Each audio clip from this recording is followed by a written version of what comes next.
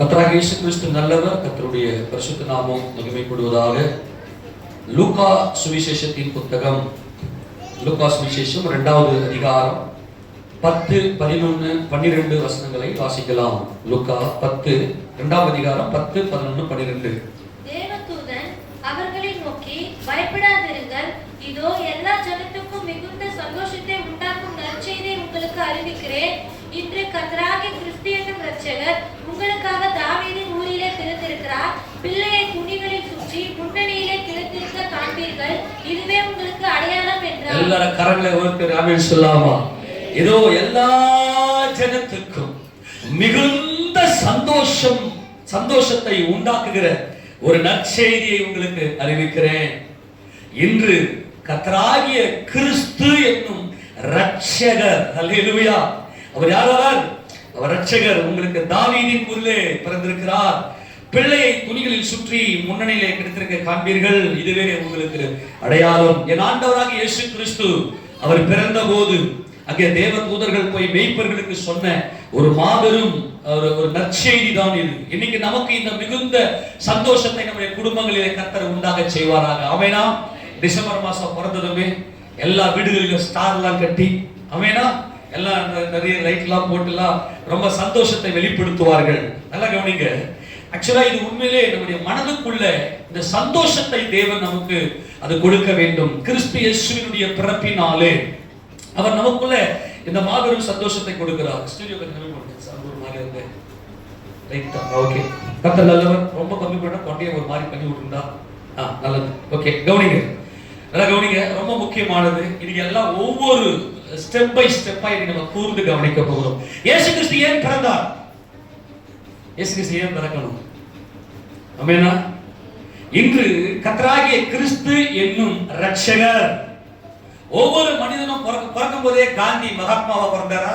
மகாத்மானா அவர் மகாத்மா கிடையாது. அவரு மனுஷனுடைய பார்வையில நியாயபரமான சுயநீதியில அவர் பெரிய மகாத்மா. எங்களுக்கு சுதந்திரத்தை வாங்கி கொடுத்துட்டீங்க. அவர் பிறக்கும் போதே மகாத்மா பிறந்தாரா? இல்ல. அது காலப்போக்கில் அப்படி என்ன பண்ணுது, காத்து வாக்கு தள்ளி வந்துருச்சு. அப்புறம் அம்பேத்கர் பிறக்கும் போது சட்ட மாமியாரியா பிறந்தாரா? அவரை தூக்கி வீசப்பட்டவர். எப்படியோ நீச்சல் அடிச்சு எப்படியோ எதிர்நீச்சல் போட்டு வந்துட்டாரு. நல்லா கவனிங்க. பிறக்கும் போது எந்த மனுஷனும் என்ன நோக்கத்துக்காக பிறக்கிறது யாருக்குமே தெரியாது. ஆனால் என் ஆண்டவர் பிறக்கும் போதே அவர் இரட்சகர். ஆமென் சொல்லுங்க பார்க்கலாம். அவர் யார்? அவரு இரட்சகர். இன்று கர்த்தராகிய கிறிஸ்து என்னும் இரட்சகர். கிறிஸ்து என்றால் தேவனால் அனுப்பப்பட்டவர். அவர் தேவனால் அபிஷேகம் பண்ணப்பட்டவர். அவர் தேவனால் சர்வத்துக்கும் ராஜாதி ராஜாவாக அபிஷேகம் பண்ணப்பட்டவர். இப்ப நான் என்ன கேள்வி கேட்கிறேன்னா, இயேசு ராஜா சொன்னாலே எல்லாமே நடக்கும். ஏனென்றால் அவர் சர்வத்தையும் தம்முடைய வல்லமையுள்ள வார்த்தையினாலே அவர் உண்டாக்கினார். உண்டானது ஒன்றும் அவராலே இல்லாமல் உண்டாகவில்லை. அப்படி இருக்கும் போது பாவங்களை மன்னிப்பதற்கு கிறிஸ்து ஏன் பிறக்க வேண்டும்? ஆமென். பாவங்களை மன்னிக்கிறதுக்கு ஏன் கிறிஸ்து பிறக்க வேண்டும்? கிறிஸ்து ஏன் பிறக்க வேண்டும் என்று சொன்னால் அவர் பாவங்களை மன்னிக்கிறதுக்காக. ஆமென் சொல்லாமா? இயேசு கிறிஸ்து ஏன் பிறக்கணும் அப்படின்னா, ஒரே மனுஷனாலே பாவமும் அந்த பாவத்தினாலே மரணமும் மனிதனுக்குள்ளே வந்துவிட்டது. இயேசு கிறிஸ்துடைய பிறப்பு எதுக்காக அப்படின்னா, யார் ரட்சிப்புக்காக. எதுக்காக சொல்லுங்க? என்னை ரட்சிப்பதற்காக. ரட்சிப்பு அப்படின்னா என்ன? விடுதலை. ரட்சிப்பு என்ன? விடுதலை. இயேசு கிறிஸ்து ஏன் பிறக்க வேண்டும் என்றால், அவர் என் பாவத்தை, என்னை பாவத்திலிருந்து விடுதலை ஆக்குவதற்காக. ரட்சிப்பு என்றால் ஒரு பரிபூர்ண விடுதலை, ஒரு பரிபூர்ணமான விடுதலை தான் ரட்சிப்பு. இயேசு கிறிஸ்து ஏன் குழந்தையா ஒரு அம்மாவுடைய வயிற்றுல, அந்த கர்ப்பத்துல, கொஞ்சம் நினைச்சு பாருங்களேன். நீங்க இயேசு ராஜாவை மற்ற நாட்கள்ல நீங்க ஒவ்வொரு நாளும் நீங்க அவரை நினைக்கணும். அவரை அவங்களாம் நினைக்க முடியல கூட வச்சுங்களேன். எல்லாம் படைத்த சர்வ வானங்களும் வானாதி வானங்களும் கொள்ளாத அந்த மகிமையின் தேவன் ஒரு தாயினுடைய கருவறையில, அந்த இருட்டு அறையில, அந்த தண்ணீர்ல, தண்ணீர் குடம் இருக்கு இல்லையா, அந்த கர்ப்பப்பையில தண்ணீர் குடத்துல, ஏன்னா அவர் ஜலம். ஆமென். அவர் தான் வார்த்தை, அவர் தான் ஜீவ தண்ணீர். அவர் எவ்வளவு தாழ்மை உள்ளவராய் அவர் நம்மை மீட்கிறதுக்காக முழுக்க முழுக்க அவருடைய நோக்கம் எல்லாம் நான் தான். எல்லாமே சொல்லுங்க பார்க்கலாம். நான், நீங்க சொல்லி கையை உயர்த்தி, நான் தான் அவருடைய நோக்கம் எல்லாம். ஆமெனா. நம்மை மீட்கிறதுக்காக அவர் நமக்குள்ளாக நம்மை போல ஒருவராய் நம்மை விடுவிக்கும்படியாய் அவர் ஏன் மனிதனாக பிறக்க வேண்டும்? மனிதனை பாவத்திலிருந்து மீட்பதற்காக. நல்லா ஒவ்வொரு பாயிண்டா புரிஞ்சுக்கணும், நீங்க தெரிஞ்சுக்கணும். இது பைபிள் ஸ்டடி அல்ல, இது பிரசங்கம். நான் வேகமா போறேன், நீங்க என் கூட மட்டும் கொஞ்சம் கவனித்து வந்தீங்கன்னா நம்முடைய குடும்பத்தை காப்பாத்திடலாம். ஆமெனா? நம்ம குடும்பம் ரட்சிக்கப்பட்டதாக, விடுதலையாக்கப்பட்டதாக அது மீட்கப்படும் என்று கர்த்தருக்குள்ளே விசுவாசிக்கிறேன். இன்று கர்த்தராகிய கிறிஸ்து ரட்சகர் உங்களுக்கு தாவீதின் ஊரிலே பிறந்திருக்கிறார். தாவீது ராஜாவானவர், ஆக பிறந்திருக்கிறவர் ராஜாதி ராஜா என்பதை நாம் அறிந்து கொள்ளலாம். இயேசு கிறிஸ்து ஏன் மனிதனாக பிறக்க வேண்டும்? முதல் கேள்வி, ஏன் அவர் பிறக்கணும்? ஏன் அவர் கர்ப்பத்தில் வந்து உதித்து, அவர் கர்ப்பத்தில் வந்து உதித்து ஏறக்குறைய 9 மாதம் 280 நாட்கள் அந்த கருவறையிலே இருந்து அவர் சொன்ன அந்த நேரத்தில், சரியான நேரத்தில் தேவனுடைய அந்த ஆதி தீர்மான திட்டத்தின்படியாக ஏன் அவர் தாவீதின் ஊரிலே வந்து அவர் ஏன் பிறக்க வேண்டும்? ஏன் அவர் பிறக்க வேண்டும்? இந்த முதல் கேள்விக்கு விடை திருப்பிக் கொள்ளுங்க பார்க்கலாம். எபிரேயர் நிருபம் 2வது அதிகாரம் 14வது வசனத்திலிருந்து வாசிக்க பார்க்கலாம். ஆதலால் பிள்ளைகள் மாம்சத்தையும் இரத்தத்தையும் உடையவர்களாய் இருக்க அவரும் அவர்களைப் போல மாம்சத்தையும் இரத்தத்தையும் உடையவர் ஆனார். கரங்களை தட்டி எல்லா தேவ சமூகத்தில் எல்லா உற்சாக பலத்தோடு ஹல்லேலூயா. எல்லாம் புரிஞ்சுங்க, நல்லா கொஞ்சம் ஃப்ரீயா பேசுறேன். இந்த மூஞ்சி என்ன மூஞ்சி? இது முகம் என்ன முகம்?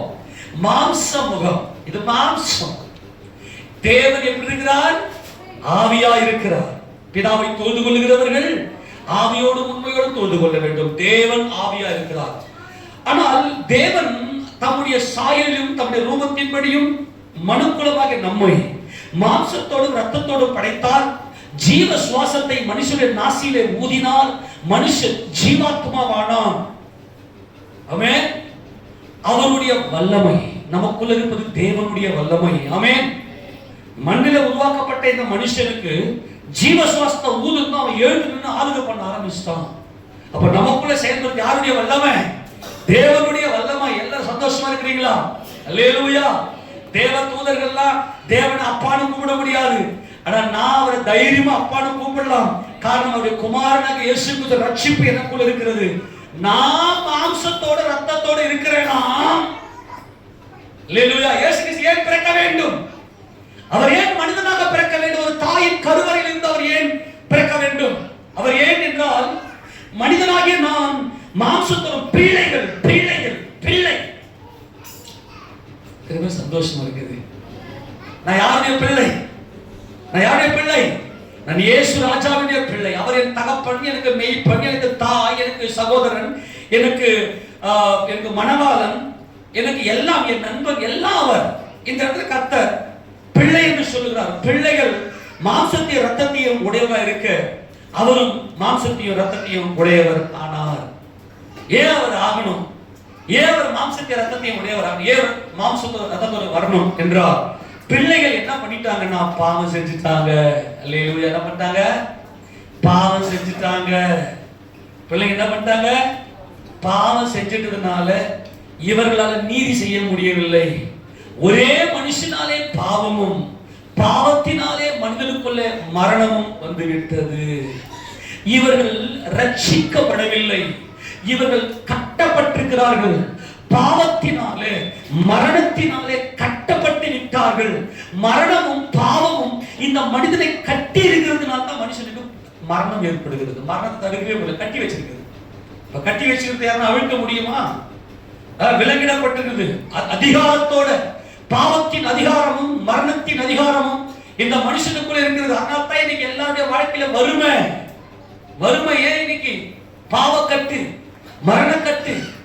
ஏன் இன்னைக்கு எல்லாருடைய வாழ்க்கையில துன்பம், வேதனை, வியாதி, பாவக்கட்டு. ஒரே மனுஷனாலே பாவமும் பாவத்தினாலே மரணமும் உலகத்திலே பிரவேசித்து விட்டது. உலகம் என்றால் சிருஷ்டிக்கப்பட்டது, காணப்படுவது. சிருஷ்டிக்கப்பட்ட எனக்குள்ளே இந்த உலகத்துக்குள்ளே வந்துவிட்டது. நான் மறுபடியும் சொல்லுகிறேன், இயேசு கிறிஸ்து ஏன் அவர் பிறக்க வேண்டும்? அவர் ஏன் மனிதனாக பிறக்க வேண்டும்? ஏன் பிறந்தார்? கர்த்தர் சொன்னாரு பிலாத்து கிட்ட, சத்தியத்தை குறித்து சாட்சி கொடுக்க நான் பிறந்தேன். சத்தியவான் எவனும் என் சத்தத்துக்கு செவி கொடுக்கிறான் என்று கர்த்தர் சொன்னார். அப்போ ரட்சகர் எதிர்ந்து ரட்சிக்கிறார்?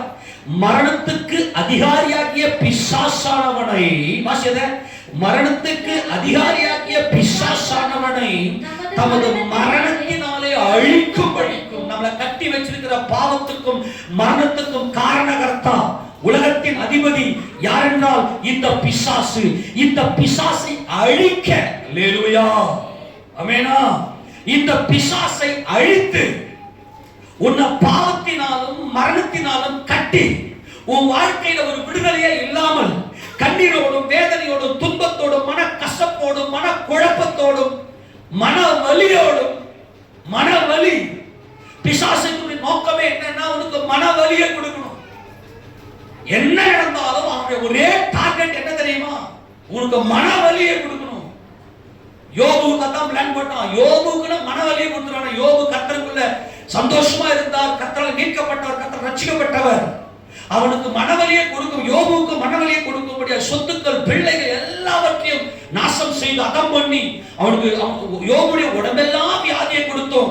யோபு ரட்சிக்கப்பட்டவர். அல்லேலூயா. அவர் ஜெயம் கொண்டவராக இயேசு கிறிஸ்து கிருபையினாலே ஜெயம் எடுத்தார். இன்னைக்கு எத்தனையோ பேருக்கு மனவலி. நல்லா கவனித்துக் கொள்ளுங்க. காரணம் என்னவென்றால் பிசாசினுடைய இந்த வஞ்சகம். அவன் தான் பாவத்துக்கும் மரணத்துக்கும் காரணகர்த்தா. அதனால இப்போ என்ன பண்ண ஆண்டவர் முதல்ல அவனை அழிச்சிட்டார்னா அவனால் கட்டப்பட்டிருக்கிற பாவக்கட்டு மரணக்கட்டு எல்லாம் அருந்து மனமகிழ்ச்சியை ரட்சிப்பை தேவன் நமக்கு கொடுக்க வல்லமை உடையவர். அல்லேலூயா. அவர் என்ன செய்தார்? பிசாசானவனை தம்முடைய மரணத்தினாலேயே அழித்து ஜீவ காலமெல்லாம் மரண பயம், எனக்கு என்ன நடந்துருமோ, உங்க மனசுக்குள்ள வருகிற எல்லா பயமே மரணம் தான் காரணம். எல்லா பயத்துக்கும், எந்த பயமா இருக்கட்டும், வியாதி வந்துருச்சுன்னா செத்துருவனும், என் பிள்ளைங்களுக்கு என்ன ஆயிடுமோ, நான் கடங்காரன் ஆயிடுவனும், அல்லது கடங்காரன் வந்து என்ன அசிங்கப்பட்டுருவானோ, எல்லாருமே தூஷிப்பாங்களோ, ஏதோ ஒரு பயம் வருது இல்லையா? இந்த பயத்துக்கு காரணம் இந்த பாவக்கட்டு, இந்த மரணக்கட்டு. இவைகள் எல்லாவற்றிலிருந்து விடுதலை ஆகுங்க. ஜீவ காலம் எல்லாம் மரண பயத்தினாலே அடிமைத்தனத்துக்கு உள்ளானவர்கள் யாவரையும் விடுதலை பண்ணும்படிக்கும் அவர் அப்படி ஆனார். ஏன் அவர் மனிதன் ஆனார்? என்னை விடுவிக்கும்படி. கையை தட்டியவர்கள் மகிழ்ச்சி செலுத்துவோமா? எல்லாருமே விடுவிக்கப்பட்டிருக்கிறோம். எத்தனை விசுவாசிக்கிறீங்க?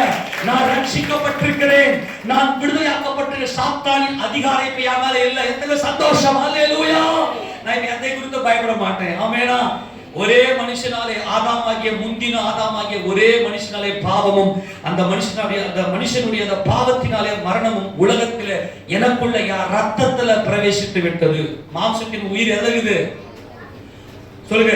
ஒரே மனுஷன பாவமும் அந்த வசந்த வாசிக்க ரோமர்கள் நிருபம் திருப்பி கொள்ளுங்க. இதெல்லாம் கொஞ்சம் என் கூட வந்தீங்கன்னா இன்னைக்கு தேவன் நமக்கு பெரிய விடுதலை கொடுக்க வல்லமை உடையவர். ரோமர்கள் 5வது அதிகாரம் 12வது வசனத்தை வாசிக்க. ரோமர் 5:12. இப்படியாக ஒரே மனுஷனாலே பாவமும் பாவத்தினாலே மரணமும் உலகத்திலே பிரவேசித்து. உலகம்னா என்னது? எது உலகம்? நான் தான் உலகம். எனக்குள்ள என்ன பிரவேசித்து விட்டது?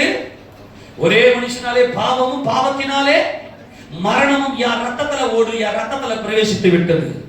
என் பிளட்ல இந்த பாவமும் மரணமும் உள்ளே வந்து விட்டது. உலகத்திலே உலகம் என்னது? உண்டாக்கப்பட்டது. நல்லா கவனிங்க. தேவன் ஆவியா இருக்கிறார். உலகம் என்றால் சிருஷ்டிக்கப்பட்டது கண்ணில் காணப்படுவது. இது உலகம். எனக்குள்ள பாவமும் இந்த பாவத்தினாலே மரணமும் பிரவேசித்து விட்டதுனாலே எல்லா மனுஷரும் பாவம் செய்தபடியால் மரணம் எல்லாருக்கும் வந்தது. எல்லாருமே பாவம் செய்யணும். இந்த பாவத்தின் சம்பளம் மரணம். ஆனால் தேவனுடைய கிருபை வரமோ நம்முடைய கர்த்தராகிய இயேசு கிறிஸ்து உண்டான நித்திய ஜீவன். சரி கவனிங்க. ஒரே மனுஷன் இயேசு கிறிஸ்து ஏன் மனிதனாக பிறக்க வேண்டும் சொல்லுங்க. இப்ப அவருடைய பிள்ளையாக நான் மாம்சத்தோடும் ரத்தத்தோடும் இருக்கிறேன்.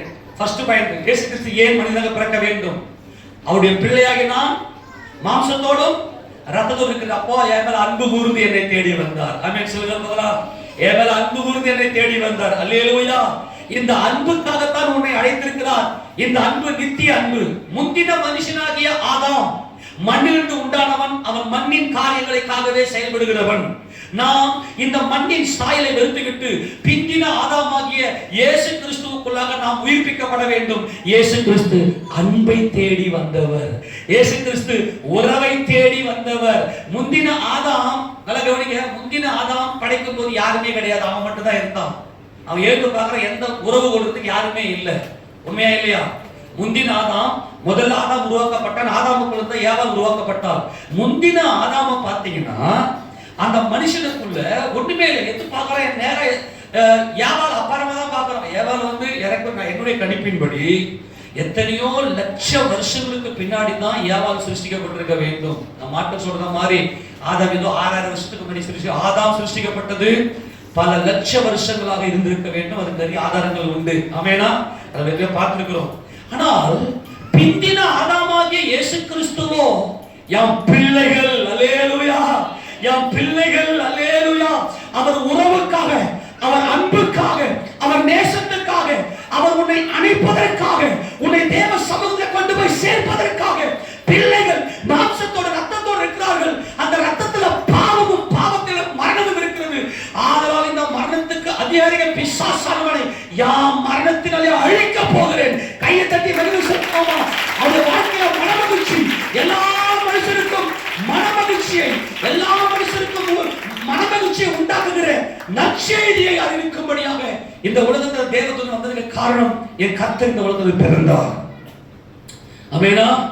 அப்போ இந்த ஒரே மனுஷனாலே பாவமும் பாவத்தினாலே மரணமும் உள்ளே பிரவேசித்து விட்டது. 1 கொரிந்தியர், இப்ப நம்ம எல்லாரும் பிந்தின ஆதாமுக்குள்ளே உயிர்ப்பிக்கப்பட்டிருக்கிறோம். 1 கொரிந்தியர் 15 அதிகாரத்துல 45 வசனத்தை வாசிக்க பார்க்கலாம். 1 கொரிந்தியர் 15:45.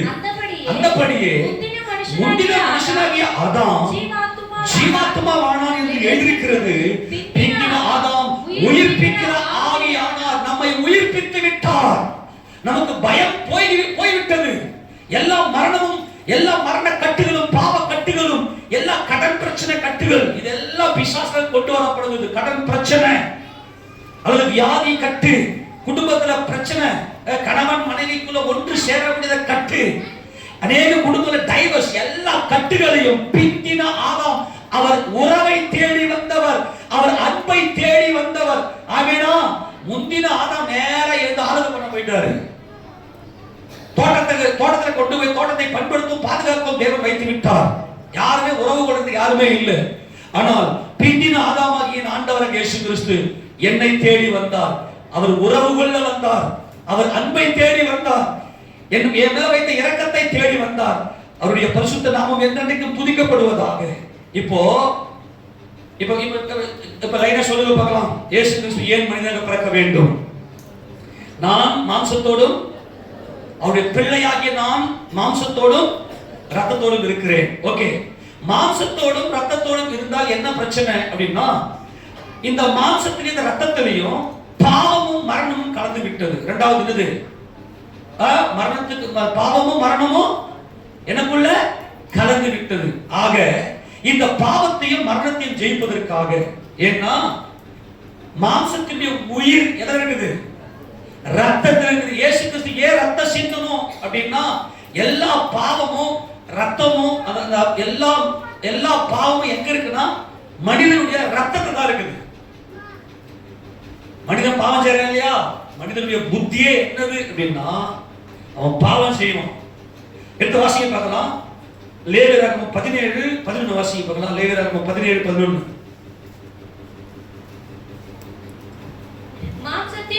மாம்சத்தின் உயிர் ரத்தத்தில் இருக்கிறது. எங்க இருக்குது? இதெல்லாம் மெடிக்கல்லாம் பாத்தீங்கன்னா ரொம்ப பயங்கரமான சாட்சி. இதெல்லாம் மாம்சத்தின் உயிர் எங்க இருக்குதா? சரி, பாவம் எதுல இருக்குதாப்பா? ரத்தத்தில் இருக்கிறது. ஆக பிந்தின ஆதாம் என் ஆண்டவராகிய இயேசு கிறிஸ்து தேவனுடைய குமாரன் உறவை தேடி வந்தார், அன்பை தேடி வந்தார், எனக்குள்ள மனமகிழ்ச்சியை கொடுக்கும்படியாய் அவர் வந்தார். மாம்சத்தின் உயிர் ரத்தத்தில் இருக்கிறது. நான் அதை உங்களுக்கு பலிபீடத்தின் மேல் உங்கள் ஆத்துமாக்களுக்காக பாவ நிவர்த்தி செய்யும்படிக்கு கட்டளையிட்டேன். ஆத்துமாவிற்காக பாவ நிவர்த்தி செய்கிறது ரத்தமே. ஆக இயேசு கிறிஸ்து எதுக்காக இந்த பூமிக்கு வந்தார்? என் ஆத்துமா, என் பாவத்தை நிவர்த்தி செய்வதற்காக, என் பாவ பரிகாரியாக அவர் ரத்தம் சிந்த வந்தார். கையை தட்டி நல்ல உற்சாகமா ஆத்துமாவிற்காக பாவ நிவர்த்தி செய்தது ரத்தமே. ஆத்துமா என்பது நல்ல கவனிக்கப்பா, நம்முடைய பாடி ரத்தத்துல ஆத்துமா கலந்திருக்கிறது. அவர் ஜீவ சுவாசத்தை ஊதுனதும் பிளட் சர்க்குலேஷன் ஆரம்பித்த ஆவி என்ன பண்ண நம்முடைய ஆத்துமாவை, அந்த நினைவுகளை நமக்குள்ளே கொண்டு வருகிறது. ஆக மனிதனுடைய ரத்தத்துல என்ன இருக்குதுன்னா பாவம் இருக்கிறது. இந்த பாவத்தினாலே மனிதனுக்குள்ள மரணம் வந்துவிட்டது. அதனால்தான் இந்த ஆதாம் பெத்தெடுத்த அந்த பிள்ளைங்க எல்லாருக்குள்ளயும் இந்த பாவம் இருக்குது. அப்பாவுடைய பாவ சுபாவம் அத்தனை யாருக்குள்ள இருக்கும் சொல்லுங்க? அப்பாவுடைய பாவ சுபாவம் மொத்தம் யாருக்குள்ள இருக்கும்? பிள்ளைக்குள்ள அப்படியே இருக்கும் அந்த பாவம். ஏன்னா அந்த ரத்தத்துல அந்த பாவம் அப்படியே டிரான்ஸ்ஃபர் ஆகி உடம்பு முழுக்க டிஎன்ஏ இருக்கு இல்லையா? இந்த டிஎன்ஏ என்ன? இந்த டிஎன்ஏவுக்குள்ள 700 டெராபைட் 700 டிபி மெமரி அதுல ஸ்டோர் பண்ணலாம். 1 கிராம் டிஎன்ஏ அவ்வளவு பொல்லாத நினைவுகள் இந்த மனித ரத்தத்திலையும் மாம்சத்தில் இருக்குது. இந்த நிறைய பிள்ளைங்க வராங்க, சபைக்குள்ள வராங்க, ஆண்டவருடைய அன்பை கேட்கறாங்க. கேட்கும் போது நான் ஆண்டவருக்காக நிக்கணும்னு நினைக்கிறேன், ஆனா என்னால முடியலையே, நான் பாவத்துல விழுந்துடுறேனே. நான் எத்தனையோ பிள்ளைகளுடைய பரிதவிப்பை பார்த்திருக்கிறேன். அதுக்கு காரணம் என்ன அப்படின்னா அந்த பிளட், அந்த ரத்தத்தில் இருக்கக்கூடிய அந்த பாவங்கள். என் ஆத்துமாவில் இருக்கக்கூடிய பாவத்தை நிவர்த்தி செய்வதற்காக என் கர்த்தர் இந்த உலகத்துல அவர் ரத்தம் சிந்தி என்னை மீட்கும்படியாய் இந்த உலகத்துக்கு அவர் வந்தார். அதெல்லாம் கவனிக்கணும். ஆக என்னை கர்த்தர் எனக்கு விடுதலை கொடுக்க வேண்டும். இப்போ நமது ஆண்டவராக இயேசு கிறிஸ்து தான் வானத்தையும் பூமியை உண்டாக்கின சர்வ வல்லமையுள்ள தேவன். ஆமென் சொல்லுங்க. நம்முடைய பிதாவாகிய தேவன் சகலத்தையும் அவருடைய சித்தத்தினாலே உண்டாக்கினார். ஆமெனா? சகலத்தையும் யாருடைய சித்தத்தினாலே உண்டாக்கினார்? பிதாவாகிய தேவனுடைய சித்தத்தினாலே, அவர் தம்முடைய வல்லமையினாலே, தம்முடைய சத்துவத்தின் வல்லமையினாலே பிதாவாகிய தேவன் சகலத்தையும் சிருஷ்டித்தார். அப்படி சிருஷ்டித்தை விட்டு தேவனால் எந்த ஒரு உலகத்தையும் சிருஷ்டிக்க முடியாது. தேவன் மனிதனை சித்தம் கொண்டார். மனிதனாகிய நம்மை அவர் சித்தம் கொண்டார். அவர் சித்தம் கொண்டார்னா அவருக்கு முன்னாடி நான் நிற்க முடியாது. அப்போ கிறிஸ்து என்ன செய்தார் என்றால் பிதாவின் சித்தத்திற்கு தம்மை பரிபூரணமாய் ஒப்பு கொடுத்தார். ஆமென் சொல்லுங்க. எல்லாரும் ஆமென் சொல்லுங்க. பிதாவின் சித்தத்திற்கு தம்மை பரிபூரணமாய் ஒப்பு கொடுத்து, அதாவது தம்முடைய சுய சித்தத்திற்கு ஒரு மரித்தார்.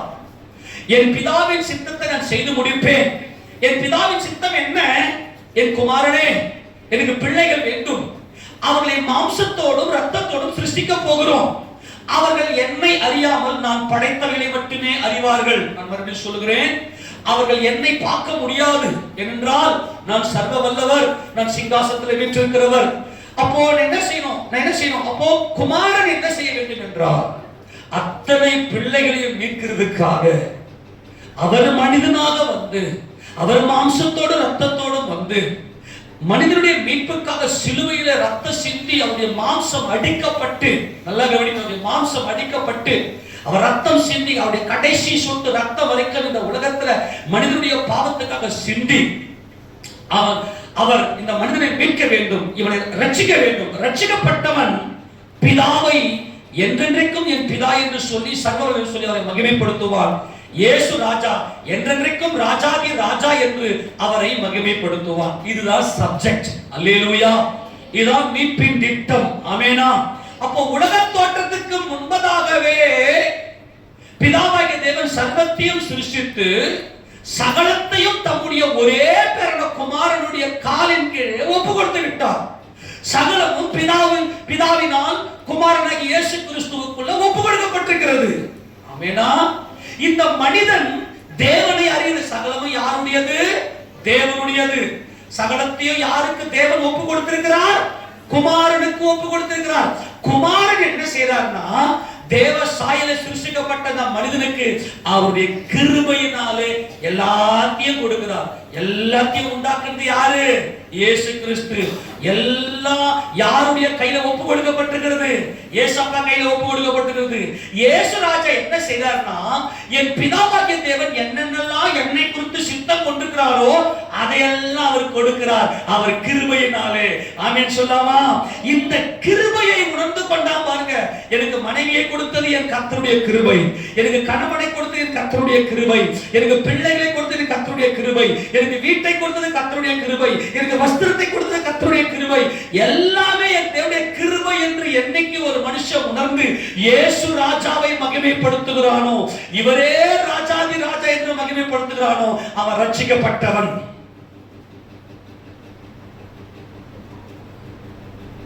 புரியுது? மனுஷனுக்குள்ள பாவம் உள்ள வந்துட்டு நான் சம்பாதிச்சேன், நான் என் கை பலத்துல சம்பாதிச்சேன், நான் படிச்சேன், நான் எனக்கு இந்த டேலண்ட், எல்லாமே கிறிஸ்துவுக்குள். பாவம்னா என்ன? பாவம்னா என்ன தெரியுமா? நான், என் பலன், என்னுடைய பலன், நான் ஒரு ஆணாக இருக்கிறேன், நான் ஒரு பெண்ணாக இருக்கிறேன், என் பலத்துல என்னுடையவைகள், நான் வல்லமை உடையவன், யான் பலத்துல எல்லாத்தையும் சம்பாதிச்சு என்பதுதான் இந்த ரத்தத்துல ஓடுற பாவம். ஆனால் கவனிங்க, பூர்வ காலங்களில் பங்கு பங்காகவும் வகை வகையாகவும் தீர்க்கதரிசிகள் மூலமாய் பிதாக்களுக்கு திருவுளப்பற்றின தேவன் இந்த கடைசி நாட்களிலே குமாரன் மூலமாய் நமக்கு திருவுளப்பற்றுகிறார். இவரை சர்வத்துக்கும் சுதந்திரமாக நியமித்தார். இவரை கொண்டு உலகங்களை உண்டாக்கின கையை தட்டி நல்ல மகிழ்ச்சி செலுத்துவோம். இவரை கொண்டு இவர் சர்வத்துக்கும் சுதந்திரவாளி. நீ பார்க்கிற, நீ சாப்பிடுற வெங்காயம், தக்காளி, வெண்டைக்காய், வெள்ளை பூண்டு அத்தனைக்கு சுதந்திரவாளி யாரு? அவரே. யாரு? இயேசு ராஜாவே. அவர் கிருபையில் எடுத்து நமக்கு கொடுக்கிறார். கிருபை, கிருபை, கிருபை. ஏன்னா பிதாவாகிய தேவன் தான் சகலத்தையும் உண்டாக்கினார், சகல உலகங்களையும். இந்த உலகத்தை ஏன்னா அவர் நீ பார்க்கவே இல்லை, நீ தொட்டன நீ காலி. அப்ப எல்லாத்தையும் உலக தோற்றத்துக்கு முன்னாடி எனக்கு ஆயத்தப்படுத்தி வச்சுட்டு என் பிதாவுக்கு என்னை குறித்து என்ன இந்த தியாலஜி நல்லா தெரியும். என்னை குறித்து என் பிதாவுக்கு என்ன சித்தமோ அதை கரெக்டா எடுத்து என்ன பாவி என்று அறிந்த போதிலும், நான் பாவி என்று தெரிந்த போதிலும் எனக்கு கொடுக்கிறாரே, எனக்கு கொடுத்தாரே, இனியும் கொடுக்க போறாரே, அதுதான் அவருடைய கிருபை. அல்லேலூயா. அப்ப தேவாதி தேவனுடைய ஒரே பேரான முதற் பேரானவராகிய இயேசு கிறிஸ்துவை அறிந்து அவருடைய கிருபையை அறிந்து கொள்வதே ரட்சிப்பு. எபிரேயர் 1:1 வாசிக்க பார்க்கலாம். நல்லா சத்தமா நீ கை தட்ட போறீங்க. என்ன கை தட்டுறத இயேசுவா மகிமைப்படுவார். வாசிக்க பார்க்கலாம். பூர்வ காலங்களில் பங்கு பங்காகவும் வகை வகையாகவும் தீர்க்கதரிசிகள் மூலமாக பிதாக்களுக்கு திருவுளப்பற்றின தேவன் இந்த கடைசி நாட்களில் குமாரன் மூலமாய் நமக்கு திருவுளப்பற்றினார். இவரை சர்வத்துக்கும் சுதந்திரவாளியாக நியமித்தார். இவரை கொண்டு உலகங்களை உண்டாக்கினார்.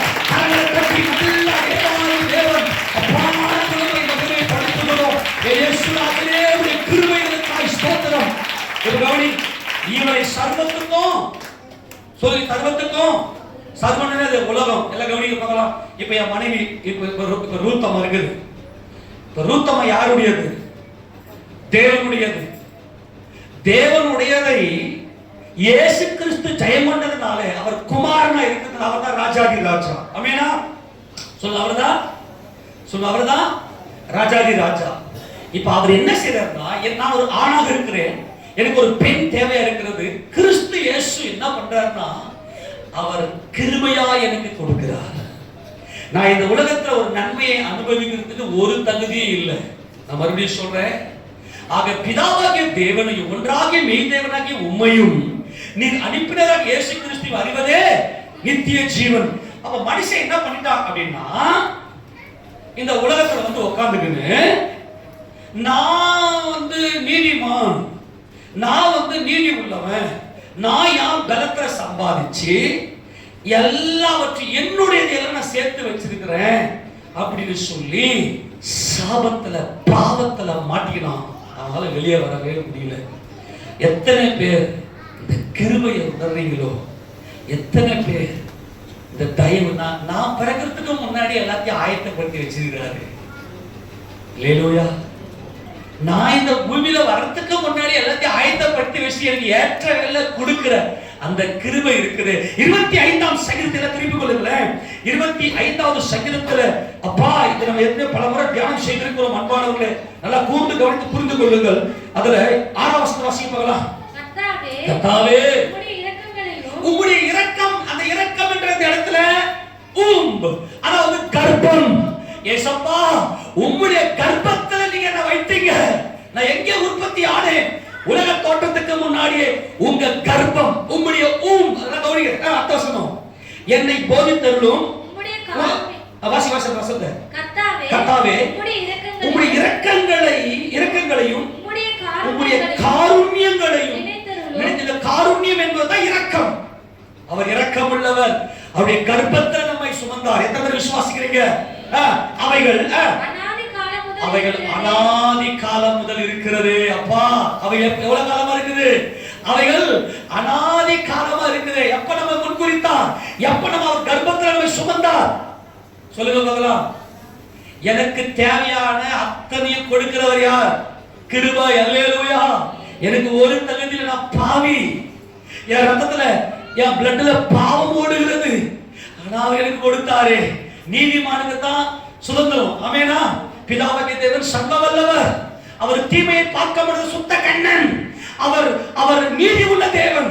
அப்படி இருக்கையில பாவியாகிய நான் எப்படி உலகத்தை பெற்று, உலகம்னா சோறு தின்ன முடியும், நான் எப்படி தண்ணி குடிக்க முடியும், நான் எப்படி சுவாசிக்க முடியும்?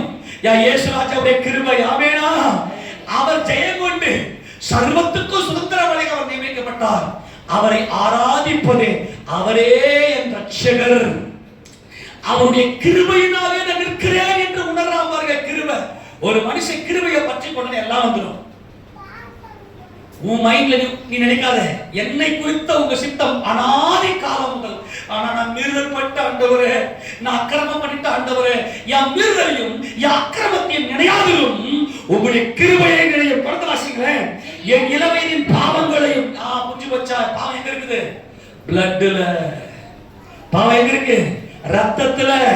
என் இளவயதின் பாவங்களையும் என் மீறுதல்களையும் நினையாதிலும் கர்த்தாவே உம்முடைய தயவு நிமித்தம் என்னை உம்முடைய கிருபையின்படி நினைத்தருளும். கரங்களை தட்டி அவருடைய கிருபைக்காக இயேசு ராஜாவே உம்முடைய கிருபையின்படி நினைத்தருளும் ஐயா. இவ்வளவு காலம் நம்ம அவர் அறியாதிருந்த போதும் சர்வமும் யார் கையில ஒப்புக்கொடுக்கப்பட்டிருக்குது? இயேசு ராஜா கையில.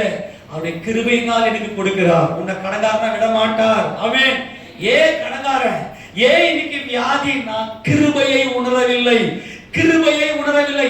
ரட்சிக்கப்பட்டவன் என்றால் யார் என்றால் இன்றைக்கு கர்த்தராகிய கிறிஸ்து என்னும் ரட்சகர் உங்களுக்கு தாவீதின் ஊரிலே பிறந்திருக்கிறார். இந்த தாவீது இஸ்ரவேலின் ராஜா. இந்த இயேசு கிறிஸ்து யார் ராஜா? எனக்கு எல்லாத்தையும் அவர் கிருபையிலே கொடுத்தார். கிருபையினால நிற்கிறேன், கிருபையினாலே வாழ்கிறேன், கிருபையினாலே பிழைக்கிறேன். கிருபை எனக்கு ஒண்ணுமே ஒரு தகுதியும் இல்லை. அவருடைய கிருபையே எனக்கு போதுமானது. ஆமென் சொல்லாமா? அல்லேலூயா சொல்லாமா? எனக்கான எல்லாவற்றையும் கொடுத்தது யாரு? இயேசுவுடைய கிருபை. எல்லாவற்றையும் அவர் ஜெயம் கொண்டு வைத்திருக்கிறார். உங்களுக்கு என்னென்ன தேவையோ பாருங்க, உங்க கையில வர்ற அத்தனையுமே இயேசுவுடைய கிருபை. எல்லாம் சொல்லுங்க, யாருடைய கிருபை? இதாங்க ரட்சிப்பு. ரட்சிக்கப்பட்டவன் யார் தெரியுமா? கிருபையை உணர்ந்தான். பாத்தியா? இயேசு கிறிஸ்து ரட்சகர். அவர் தேவனுடைய குமாரன். அவர் ராஜாதி ராஜா என்று ராஜாதி ராஜாவை ஆராதனை செய்கிறானே, ராஜாதி ராஜாவை துதிக்கிறானே, ராஜாதி ராஜாவை மகிமைப்படுத்துகிறானே, அவன் தான் கிருபை உள்ளவன். இந்த கிருபையை உணர்ந்தவன் தான் ரட்சிக்கப்பட்டவன். நான் இல்லைங்க, எல்லாம் ஏசப்பா கிருபை. அப்புறம் உங்க மனசு வலிக்குமா? ஆமெனா. உனக்கு என்னென்னலாம் தேவையோ அது ஏசப்பா கொடுப்பார். எத்தனை பேர் விசுவாசிக்கிறீங்க? என் பிள்ளைங்க மாம்சத்தோட ரத்தத்தோட இருக்கிறாங்க, அவங்களை மீட்கிறதுக்காக நான் மாம்சத்தோட ரத்தத்தோட வந்து அப்பா உங்களுடைய பேரன்புக்காக போய் ஸ்தோத்திரிக்கிறோம் ஆண்டவரே. எல்லாம் கையை தட்டி உனக்கு குறிக்கப்பட்டிருக்கிற ஒரு தடையும் இல்லாம எல்லா தடையும் உடைத்து ஆண்டவர் பிதாவாகிய தேவன் உனக்கு என்ன குறித்திருக்கிறாரோ அதை எல்லாம் ஏசப்பா தம்முடைய கிருபையினாலே கொடுக்க வல்லமை உடையவர். அல்லேலூயா. அதுக்கு ஒரே ஒரு வழி என்னன்னா, இன்னொரு வசனத்தை வாசிக்க போறோம். 106ஆம் சங்கீதம் 5வது வசனம். 106வது சங்கீதம் 5வது வசனம். ரட்சிப்புனா என்ன? வாசிங்க. உம்முடைய உம்முடைய ஜனங்களுக்கு நீ பாராட்டும் கிருபையின்படி என்னை நினைத்து உம்முடைய ரட்சிப்பினால் என்னை சந்தித்தருளும் ஆண்டவரே. அல்லேலூயா. என்னை நினைக்கிறார், அவர் எனக்கு கிருபை பாராட்டி இருக்கிறார். ஆமென் சொல்லுங்க பார்க்கலாம். அல்லேலூயா. இப்போ ஏன் கணவன் மனைவிக்குள்ள சண்டை வருது தெரியுமா? இந்த கிருபையை உணரல. மனைவியை பார்க்கும்போது என் கர்த்தர் கொடுத்த கிருபைப்பா, நான் எதனா இவருக்கு துரோகம் பண்ணேன்னா அங்க அடி விழும். அல்லேலூயா. என் மனைவி யாரு சொத்து? என் பிள்ளைகளுக்கு நான் என்ன செய்யணும்? என் பிள்ளைகளுக்கு துரோகம் பண்ணலாமா? அது யாருடைய சொத்து? அது தேவனுடையது. அவர் எனக்கு பாராட்டின கிருபை. அல்லேலூயா. அவர் எனக்கு கிருபை பாராட்டினார். உனக்கு வீடு வேணுமா? உனக்கு வீடு கொடுப்பார். உனக்கு கிருபை பாராட்டுவார். உனக்கு இடம் இல்லையா? உனக்கு கிருபை பாராட்டுவார். வியாதியோடு இருக்கிறியா? கிருபை பாராட்டுவார். யா சுகம், நான் மியூசிக் நல்லா வாசிக்கிறேன், நான் நல்ல பெரிய விஞ்ஞானியா இருக்கிறேன், அல்லது நான் பெரிய ஞானியா இருக்கிறேன், அல்லது நான் இன்னொரு கிரகத்துக்கு நான் போறேன், எல்லாமே இயேசு. அல்லேலூயா. எல்லாமே இயேசு. ஆண்டவரே, உம்முடைய ஜனங்களுக்கு நீ பாராட்டும் கிருபையின்படி என்னை நினைத்து உம்முடைய ரட்சிப்பினால் என்னை அந்தக ரட்சிப்பு. ரட்சிப்புனா என்ன? இன்றைக்கு ரட்சகர் நல்ல கவனி. இன்னைக்கு உன் பாவத்தில் இருந்தும் உன் மரணத்தில் இருந்தும் உன்னை ரட்சிக்கிறார். அப்போ நான் என்ன பண்ணணும்னா, ஒவ்வொரு தகப்பனும் என்ன பண்றான்? பாவத்தினால நான் நீதி உள்ளவன், யான் நீதினால எல்லாம் சம்பாதித்தேன், எல்லாம் என்னுடையது. அடுத்தது யான் பிள்ளைங்களை இந்த சொத்தெல்லாம் அனுபவிக்கும்படியா இந்த பிள்ளைகளை விட்டுட்டு போவேன்னு சொல்லி குருட்டாட்டமாய் கண்மூடித்தனமாய் இருக்கிறாங்க. ஆனா ரட்சிக்கப்பட்டவன் என்ன பண்ணுவான்னா, நான் இருப்பதே கிருபை. அல்லேலூயா. டேய், நான் பெற்றெடுத்த பிள்ளைகளே, நான் வாழ்வதே கிருபைடா அப்படின்னு அந்த பிள்ளைங்களுக்கு சொல்லி கொடுக்குறாங்க பாருங்க. இதுதான் ரட்சிக்கப்பட்ட குடும்பம், இதுதான் ரட்சிக்கப்பட்ட வாழ்க்கை. 85வது சங்கீதத்துல இந்த கிருபை ரட்சிப்புனா என்ன? கிருபையை உணர்வுதான் ரட்சிப்பு. 7வது வசனம் வாசிங்க பார்க்கலாம். கர்த்தாவே, உமது கிருபையை எங்களுக்கு காண்பித்து உமது ரட்சிப்பை எங்களுக்கு அருளி செய்யும். நான் சம்பாதிப்பேன், என் சொத்து, என் தாத்தன் சொத்து, என் அப்பன் சொத்து, அடுத்தது என் வாரிசு என்பதுதான் உலக பாரம்பரியம். உலக பாரம்பரியம் என்ன தெரியுமா? அன்பானவர்களே, கொஞ்சம் டீப்பா கவனிங்க. கிருபை, எத்தனை கிருபை புரிஞ்சு போச்சு? அல்லேலூயா. எனக்கு ஞானம் இல்ல, ஏய் உனக்கு கொடுத்துக்கிற ஞானம் போதும். எனக்கு அழகு இல்ல, உனக்கு கொடுத்துக்கிற அழகு போதும். எல்லாம் கொடுத்த கிருபை. ஆமென் சொல்லுங்க பார்க்கலாம். எல்லாமே தேவனுடைய கிருபை. அந்த கிருபையை நீ பார்க்கற பாரு. அந்த கிருபையை பார்க்கற பாரு. அப்ப அந்த கிருபை என்னன்னா, அவர் மாம்சத்தோடும் ரத்தத்தோடும் வந்து அவர் என்னை மீட்டு விட்டார். சிலுவையில் என்ன பண்ணிட்டாருங்க? என்ன பண்ண? சிலுவையில என்னை மீட்டு விட்டார். இப்ப நான் ரட்சிக்கப்பட்டேன். இப்ப யாரை மகிமைப்படுத்துறேன்? தேவனுக்கு மகிமை. இயேசு ராஜாவின் மூலமாய். ஏசப்பா தான் ராஜா. இப்ப ஒவ்வொரு மனுஷனும் உலகத்துல இருக்கிறவங்க என்ன பண்ணிட்டாங்கன்னா, நான் ராஜா நான் ராஜான்னு சொல்லி உலகத்துல போயிட்டான். இப்ப இஸ்ரவேல் ஜனங்கள் என்ன பண்ணிட்டாங்கன்னா, எகிப்துல போய் அடிமைப்பட்டாங்க. எகிப்துல என்ன பண்ணிட்டாங்க? அடிமைப்பட்டாங்க. எகிப்தினுடைய பார்வோன் தான் தகப்பன். அந்த பார்வோன் என்ன செய்யறான் அப்படின்னா, நான் நீதி உள்ளவன், என்னுடையது இந்த உலகமே என்னுடையது, இந்த உலகத்தை நான் ஆளுகை செய்கிறேன், எனக்கு அடுத்தது யார் குமாரன். எல்லாம் கவனிக்கணும். சர்வ வல்லவர் பிதாவாகிய தேவன் சிங்காசனத்தில் வீற்றிருக்கிறார். அவருடைய எல்லா சர்வத்தையும் தம்முடைய சுதந்திரவாளியாக தம்முடைய குமாரனை நியமித்திருக்கிறார். ஆனால் நல்லா கவனிக்கணும், இன்னைக்கு எல்லா மனுஷனும் என்ன பண்றான் அப்படின்னா, தாம் பிள்ளைங்களுக்கு சொத்து சேர்த்து வச்சுட்டு நான் சம்பாதிச்சுட்டா, நல்லா கவனிக்கணும், ரொம்ப முக்கியமானது. ஏன் இன்னைக்கு நம்முடைய வாழ்க்கையில விடுதலை இல்லை? ஏன் இன்னைக்கு நம்முடைய வாழ்க்கையில இன்னும் போராட்டமே இருக்குது அப்படின்னா, கிருபையை உணர்ந்து கொள்ளவில்லை. கர்த்தாவே, உங்களுடைய கிருபை எவ்வளவு அருமையானது. மனுபூத்திர எல்லாருடைய சட்டையை நிழல வந்து அடைவாங்கப்பா. அதை கவனிக்கிறீங்களா? இஸ்ரவேலர்கள் போயிட்டு 430 வருஷமா அங்க அடிமை கிடக்குறாங்க. இப்ப இவன் புத்தி என்ன ஆயிடுச்சுன்னா, இவன் ஆபிரகாமின் சந்ததி. இவன் ஆபிரகாம், ஈசாக்கு, யாக்கோபுடைய புத்திரர். யாக்கோபுக்கு 12 குமாரர்கள். இந்த 12 குமாரர் ஆசீர்வதிக்கிறாங்க. போயிட்டு எகிப்துல போய் அடிமைப்பட்டான். எகிப்துடைய பார்வோன் என்ன சொல்றான் அப்படின்னா, எல்லாம் சயின்ஸ், அவருக்கு சயின்ஸ் மூலம் இருக்கு. பராக்கிரமம். என்ன பராக்கிரமம்? நான் இது அப்படின்னு. இப்ப எனக்கு அடுத்தது யாருன்னா என் பிள்ளை தான் தலைச்சமல் தான் சுதந்திரவாதி. அவன் தான் முதல் பேர். அடுத்தது எனக்கு அடுத்த பார்வனா வரணும். இதுதான் அந்த அப்படியே தேவத்துவத்துக்கு, தேவனுடைய திருத்துவத்துக்கு அப்படியே ஆப்போசிட் பண்ற பார்வோன் என்கிறது எகிப்து. நல்லா புரிஞ்சுக்க. என்னது? நான் நீதி உள்ளவன் அப்படின்னா எனக்குதான் வல்லமை. என் கையில் இருக்கிறது நான் சம்பாதித்தது, என்னுடையது. புரிஞ்சு போச்சா? இதுதான் எகிப்தினுடைய வல்லமை. இப்ப ஆண்டவர் என்ன சொல்றா, இஸ்ரவேல் ஜனங்கள் எகிப்தில் இருக்கிறாங்க. எகிப்தில் இருக்கிற இஸ்ரவேலுடைய மனநிலை எப்படி இருக்குதுன்னா, இஸ்ரவேலுடைய மனநிலை எப்படி இருக்குதுன்னா, அதே மாதிரி நான் என்பதும் அடுத்தது என் சேஷ்டபுத்திர, அதாவது என் பிள்ளைங்க, என் ஆம்பளை பிள்ளைங்க தான் அடுத்தது ஆட்சிக்கு வருவாங்க அப்படின்னு சொத்தை சேர்த்து வச்சு பிரமிட்லாம் கட்டினாங்க பாத்தியா எகிப்துல. அதெல்லாம் பயங்கரமான தேவனுக்கு விரோதமான பயங்கரமான செயல்கள். அதெல்லாம் நல்லா கவனிங்க. 49ஆம் சங்கீதம் திருப்பி கொடுக்கல. 49ஆம் சங்கீதத்துல இவங்க என்ன பண்றாங்க பாருங்க, பார்க்கலாம். 10ஆம் வசனம் வாசிக்கலாம். 10 ஞானிகளும் மரித்து அஞ்ஞானிகளும் நிர்மூலரும் ஏகமாய் அழிந்து தங்கள் ஆஸ்தியை எச்சரிக்கை சொல்றேன், கவனிங்க. தங்களுடைய ஆஸ்தி என்ன பண்றாங்க? மற்றவர்களுக்கு. சர்வத்துக்கு சுதந்திரவாளி யாரு?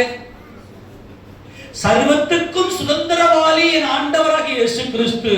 அவருடைய கிருபையினால் நான் பிழைக்கிறேன் என்பது ரட்சிப்பு.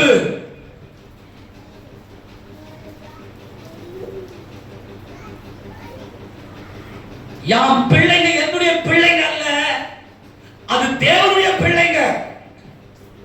இந்த ரத்தத்துல நல்லா கவனிங்க, இந்த ரத்தத்துல பாவம், மீறுதல், அக்கிரமம் எல்லாம் அந்த பிளட்ல இருக்குது.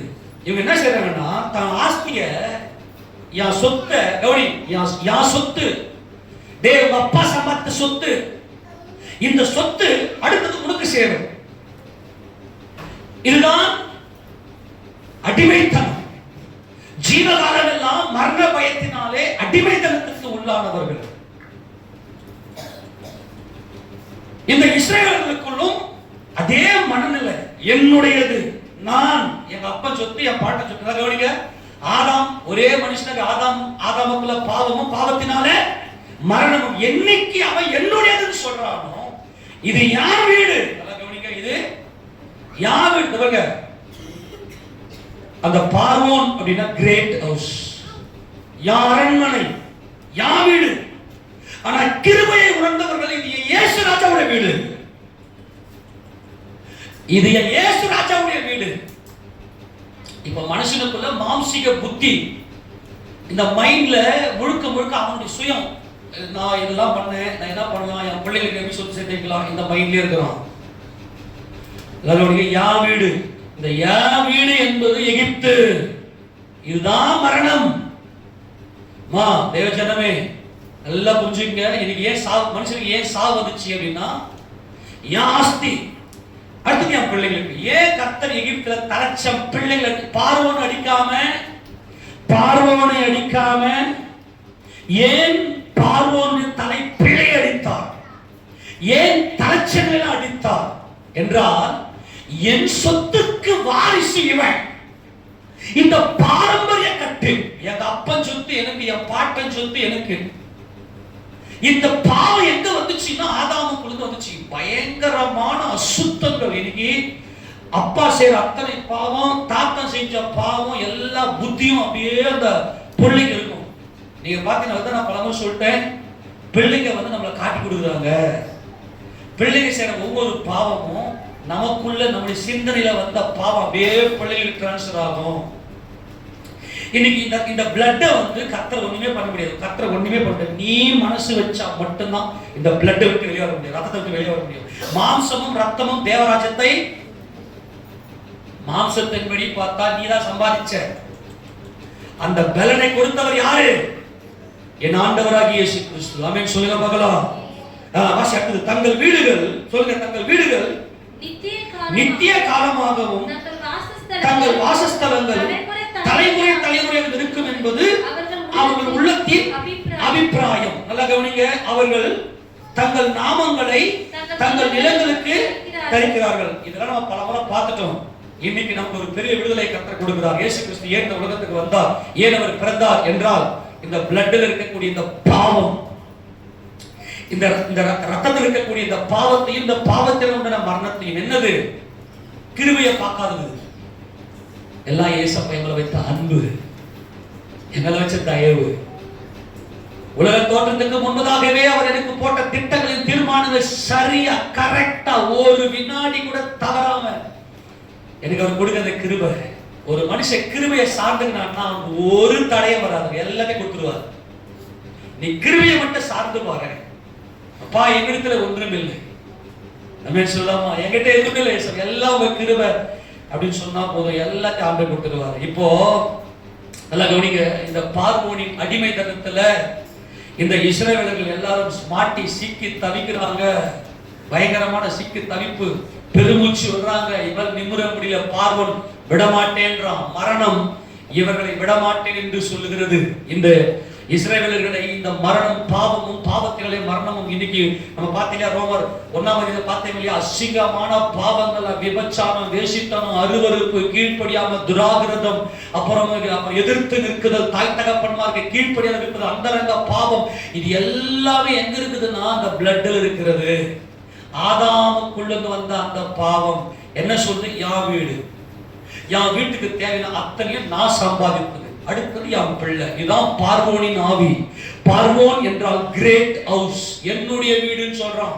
ஆனா சகலமும் சர்வத்துக்கும் சுதந்திரவாதி என் ஆண்டவராகிய இயேசு கிறிஸ்து, அவரை கிருபையினால நான் ரட்சிக்கப்பட்டிருக்கிறேன், அவரை கிருபையினால நான் வாழ்கிறேன் என்ற ஒரு கிருபையை உணர்ந்து கொண்டவன் மீட்டுக் கொள்ளப்படுவான். அன்பானவர்களே, இவங்க அத்தனை பேரும் நரகத்துக்கு போறாங்க. யாரே? இந்த எகிப்தியர்கள் அத்தனை பேர் எங்க போறாங்க? நரகத்துக்கு. ஏன்? என் வீடு, என்னுடையது அப்படின்னு என்னைக்கு அவன் சொல்ல ஆரம்பிக்கிறானோ அவன் அத்தனை பேர் எங்க போறான்? பாதாளத்துக்கு போறான். உங்களுக்கு நேரம் இல்லை, தொடர்ந்து வாசிக்க போகலாம். இல்லை வாசிக்கிறேன், 12 வாசிக்கிறேன். ஆகிலும் கணம் பொருந்தின இருக்கிற மனுஷன் நிலைத்திருக்கிறது இல்லை, அழிந்து போகும் மிருகங்களுக்கு ஒப்பாயிருக்கிறான். இதுதான் அவர்கள் வழி, இதுதான் அவர்கள் பைத்தியம். ஆகிலும் அவர்கள் சந்ததியார் அவர்கள் சொல்லை மெச்சிக்கொள்றோம். இப்ப இவன் அப்ப என்ன பண்றான்? இந்த பிள்ளைக்கு என்ன பண்றது? எங்க அப்பா எனக்கு சொத்து சேர்த்து வச்சிருக்கா, என் பாட்டன் சொல்லுறா, எங்க அப்பா கஷ்டம் தெரியுமாடான்னு சொல்லி அப்பம் பெருமை, தாத்தா பெருமை, பாட்டன் பெருமை, வம்ச பெருமையை பேசுறான். கவனி. ஏன் இன்னைக்கு கிறிஸ்தவ விடுதலை இல்லை? ஏன் இன்னைக்கு பார்த்தீங்கன்னா ஜென்ம சுபாவம், இந்த ஜென்ம சுபாவம் என்ன பண்ணுதுன்னா இந்த சந்ததி யாரை மெச்சுக்குது? பார்வோனை மெச்சுக்குது. இந்த பார்வோனை தலைச்சம் இல்லை, யாரை மெச்சிக்கொள்ளுது? எங்க அப்பா சேர்த்து வச்ச அதிகாரத்தை பாடுறான்னு சொல்லுது. இது கிருபை தான் மரணம். சர்வத சோதரர்கள் யாரு? நான் வாழ்வது கிருபை. ஆமெனா? இப்படி இரக்கங்களுக்கு முடிவில்லை. இப்படி கிருபையால் நாங்கள் நிற்கிறோம். நாங்கள் நிர்மூலமாக இருப்பது யாருடைய கிருபை? இயேசுவுடைய கிருபை. நல்ல கவனி. கிருபை யாருடையது? இயேசு ராஜாவுடையது. சொல்லுங்கப்பா, நான் நிர்மூலமாக இருக்கிறது இயேசுவுடைய கிருபை. இப்ப ஆண்டவர் என்ன பண்ண தெரியுமா? இஸ்ரவேலின் பெருமூச்சை கேட்டு மனம் இறங்கி, நல்ல கவனி. இப்ப தேவனுக்கு ஒரு சந்ததி தேவை. இப்ப எல்லா பிள்ளைகளுக்குள்ளேயும் மரணம் வந்துருச்சு. எல்லா பிள்ளைகளுக்கும் என்ன வந்துருச்சு? மரணம் வந்துருச்சு. இப்ப வாசிக்கலாம் 11 வசனம். ஆட்டு மந்தையை போல பாதாளத்திலே கிடத்தப்படுகிறார்கள். இவங்க ஏன் சாவல் தெரிஞ்சு போச்சா? என் வீடு, எங்க அப்பா சொத்து, எங்க அப்பா சேர்த்து வச்சது. கிருபையை பார்க்கல, ரட்சிக்கப்படல. கிருபையை பார்க்கல, ரட்சிக்கப்படல. கிருபைப்பா, எங்க அப்பா தேவன் கொடுத்த கிருபை, எங்க அம்மா இயேசப்பா கொடுத்த கிருபை, என் கூட பிறந்த சகோதர சகோதரிகள் என் தேவன் கொடுத்த கிருபை. கிருபையை பார்க்கல, பாதாளத்துக்கு போறான். ஏன் மனுஷனுக்கு ஏன் சாவதுச்சு? ரட்சிக்கப்படல, கிருபை பார்க்கல. அவர்கள் ஆட்டு மந்தையை போல எங்க போறாங்க? பாதாளத்திலே கிடத்தப்படுகிறார்கள். மரணம் அவர்களை மேய்ந்து போடும். செம்மையானவர்கள் அதிகாலையில் அவர்களை ஆண்டு கொள்வார்கள். அவர்கள் தங்கள் வாசஸ்தலத்தில் நிலைத்திருக்க கூடாதபடி அவர் ரூபத்தை பாதாளம் அழிக்கும். அல்லேலூயா சொல்லாமா? ஏன் பாதாளம் போறான்? மனிதனுடைய ஆத்மா ஏன் பாதாளத்துக்கு போகுது? பாவம் செய்கிற ஆத்மா சாகவே சாகும். ஆத்மாவுக்கு பாவ நிவர்த்தி செய்கிறது ரத்தமே. இப்ப நல்லா கவனிங்க. இப்ப இந்த இஸ்ரவேலர்களுடைய அந்த அந்த ஒரு மனநிலையம் எப்படி இருந்துச்சுன்னா எகிப்தியருடைய மனநிலை மாதிரியே இருக்குது. இப்போ ஒரு பெரிய பிரேக் துரு கொடுக்கணும். இப்ப பிரேக் துரு கொடுக்கணும். ஆதாமுடைய முந்தின ஆதாமுடைய அந்த ஜென்ம சுபாவத்துக்கு அங்கே ஒரு பிரேக் கொடுக்கணும். அந்த ஜென்ம சுபாவத்துக்கு மறித்து இனிமே வரக்கூடிய சந்ததிய தேவ சந்ததியா நான் மாத்தணும் அப்படின்னா பஸ்காவை இவர்கள் புசிக்க வேண்டும். என்ன புசிக்கணும்? என்ன புசிக்கணும்? பஸ்கா. ஒரு ஆட்டுக்குட்டி. உலக தோற்றத்துக்கு முன்பதாகவே அடிக்கப்பட்ட தேவ ஆட்டுக்குட்டியினுடைய மாம்சத்தை அடித்து, அந்த ஆட்டுக்குட்டியை அடித்து அந்த ரத்தத்தை எடுத்து வீட்டு வாசல் காலினுடைய மேல் சட்டத்திலே 2 நிலை சட்டத்திலையும் பூச வேண்டும்.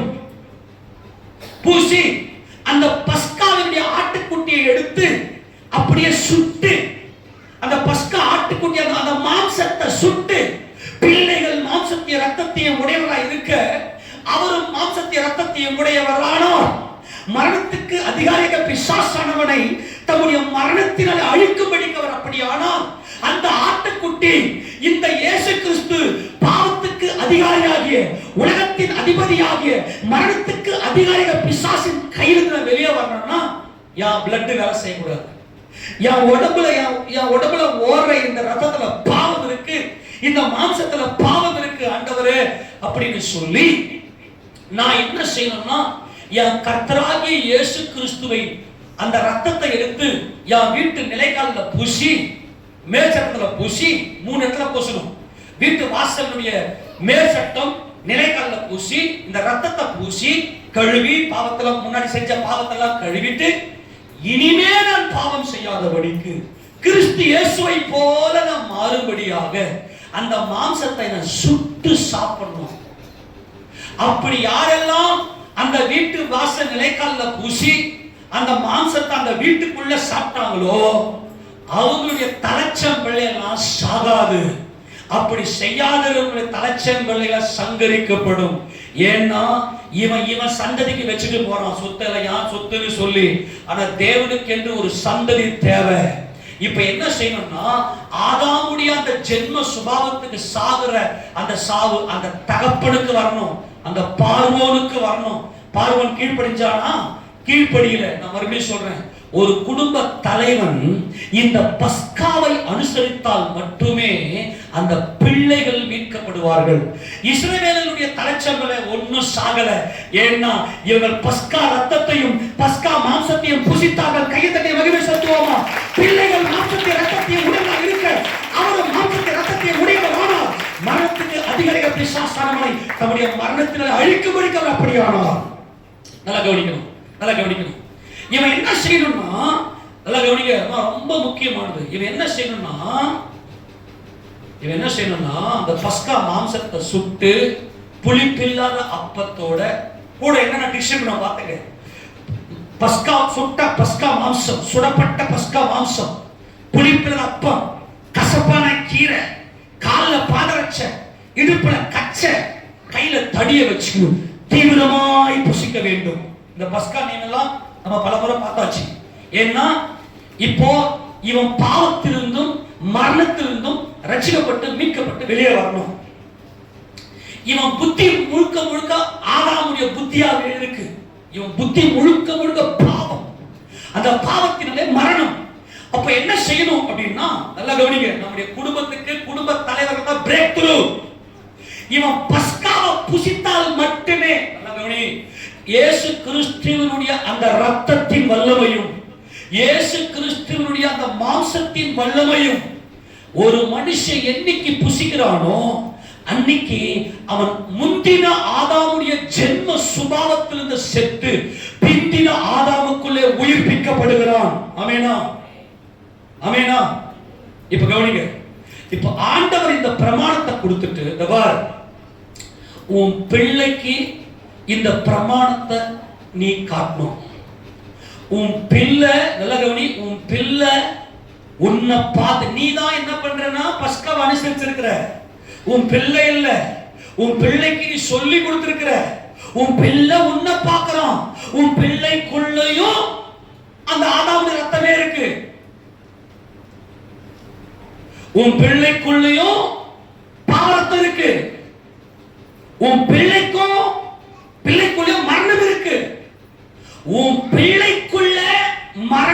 இல்லாமல் உன் பிள்ளைக்குள்ள ஓடுற உன் அப்பா உன் பாவம், உங்க அப்பனுடைய பாவம், உன் தாத்தனுடைய பாவம், உன் முப்பாட்டனுடைய பாவம், எல்லா பாவமும் அவனுடைய நினைவுகள் மொத்தம் இவன் உடம்புல ஓடுது. நீ பஸ்காவை புசிச்சனா நீ சுத்தமாயிடுற, கிருபைக்குள்ள வந்துட்ட. உன் பிள்ளை என்ன பண்ண, உன்னை உத்து பார்க்கணும். உன் பிள்ளை உன்னை உத்து பார்த்து உனக்குள்ள இருந்து கத்துக்கணும். ஏன்னா ஒவ்வொரு பிள்ளையும் தாய் தகப்பனை பார்த்து தான் வளரும். நான் மறுபடியும் சொல்றேன், ரொம்ப முக்கியமானது. உன் பிள்ளை நீ தான் பஸ்காவை புசி. நீ பார்வன் இல்லை, இப்ப என் வீடு இல்ல, எல்லாம் என் தேவனுடைய வீடு. யாக்கோபின் வீட்டை கட்டின கர்த்தர், யாக்கோபுடைய வீட்டை கர்த்தரே கட்டினார், எல்லாம் அவருடைய வீடு. இப்ப நான் சொல்றது ரொம்ப முக்கியம். கிறிஸ்து இயேசு ஏன் இந்த உலகத்துல அவர் பிறந்தார் என்றால், பாவமும் மரணமும் எனக்கு உள்ளே இருக்கிறது, இந்த பாவத்திலிருந்தும் மரணத்திலிருந்தும் ரட்சிக்கும்படியாய் என்னை என்னை என்னை என்னை மீட்கிறதுக்காக இந்த உலகத்துக்கு வந்தார். நான் பாவத்திலிருந்தும் மரணத்திலிருந்தும் ரட்சிக்கப்பட்டு விட்டேன் என்றால் என்ன அர்த்தம்? கிருபை, கிருபை, கிருபை. எல்லாம் இயேசுராஜ் எனக்கு கொடுத்தது என்கின்ற பார்வை. அந்த பார்வையில நீ பார்த்துட்டு உன்னவும் பிள்ளை பார்க்க வைக்கணும். நீ அப்பதான் அந்த பிள்ளைக்குள்ள சுயாதீன சித்தம் இருக்கு. அந்த பிள்ளைய நீ எப்படி மறுபடியும் முந்தின ஆதாமுக்குள்ள தள்ளிடக்கூடாது, பிந்தின ஆதாமுக்குள்ள போகணும். அப்படின்னா முதல்ல உன் பிள்ளைக்கு முன்னாடி இந்த ஆராதனைய நான் உனக்கு கொடுக்கிறேன். யார் தேசத்துக்கு நான் உனக்கு இப்ப எகிப்தை விட்டுட்டு யார் தேசத்துக்கு நான் உனக்கு கொண்டு போக போகிறேன், அங்க எல்லாம் என்னுடையது. அது பாலும் தேர்ந்து கொடுக்கிற கானான் தேசம். நீ அங்க போய் இருக்கும் போதும் இந்த ஆராதனைய நீ செய்யணும். எந்த ஆராதனைய? பஸ்கா ஆராதனைய. அவர் ரத்தத்தின் வல்லமை, அவருடைய மாம்சத்தின் வல்லமை. மாம்சத்தில் வெளிப்பட்ட இயேசு என் தேவன். அவர் சர்வ சிருஷ்டிக்கும் முந்தின பேரு.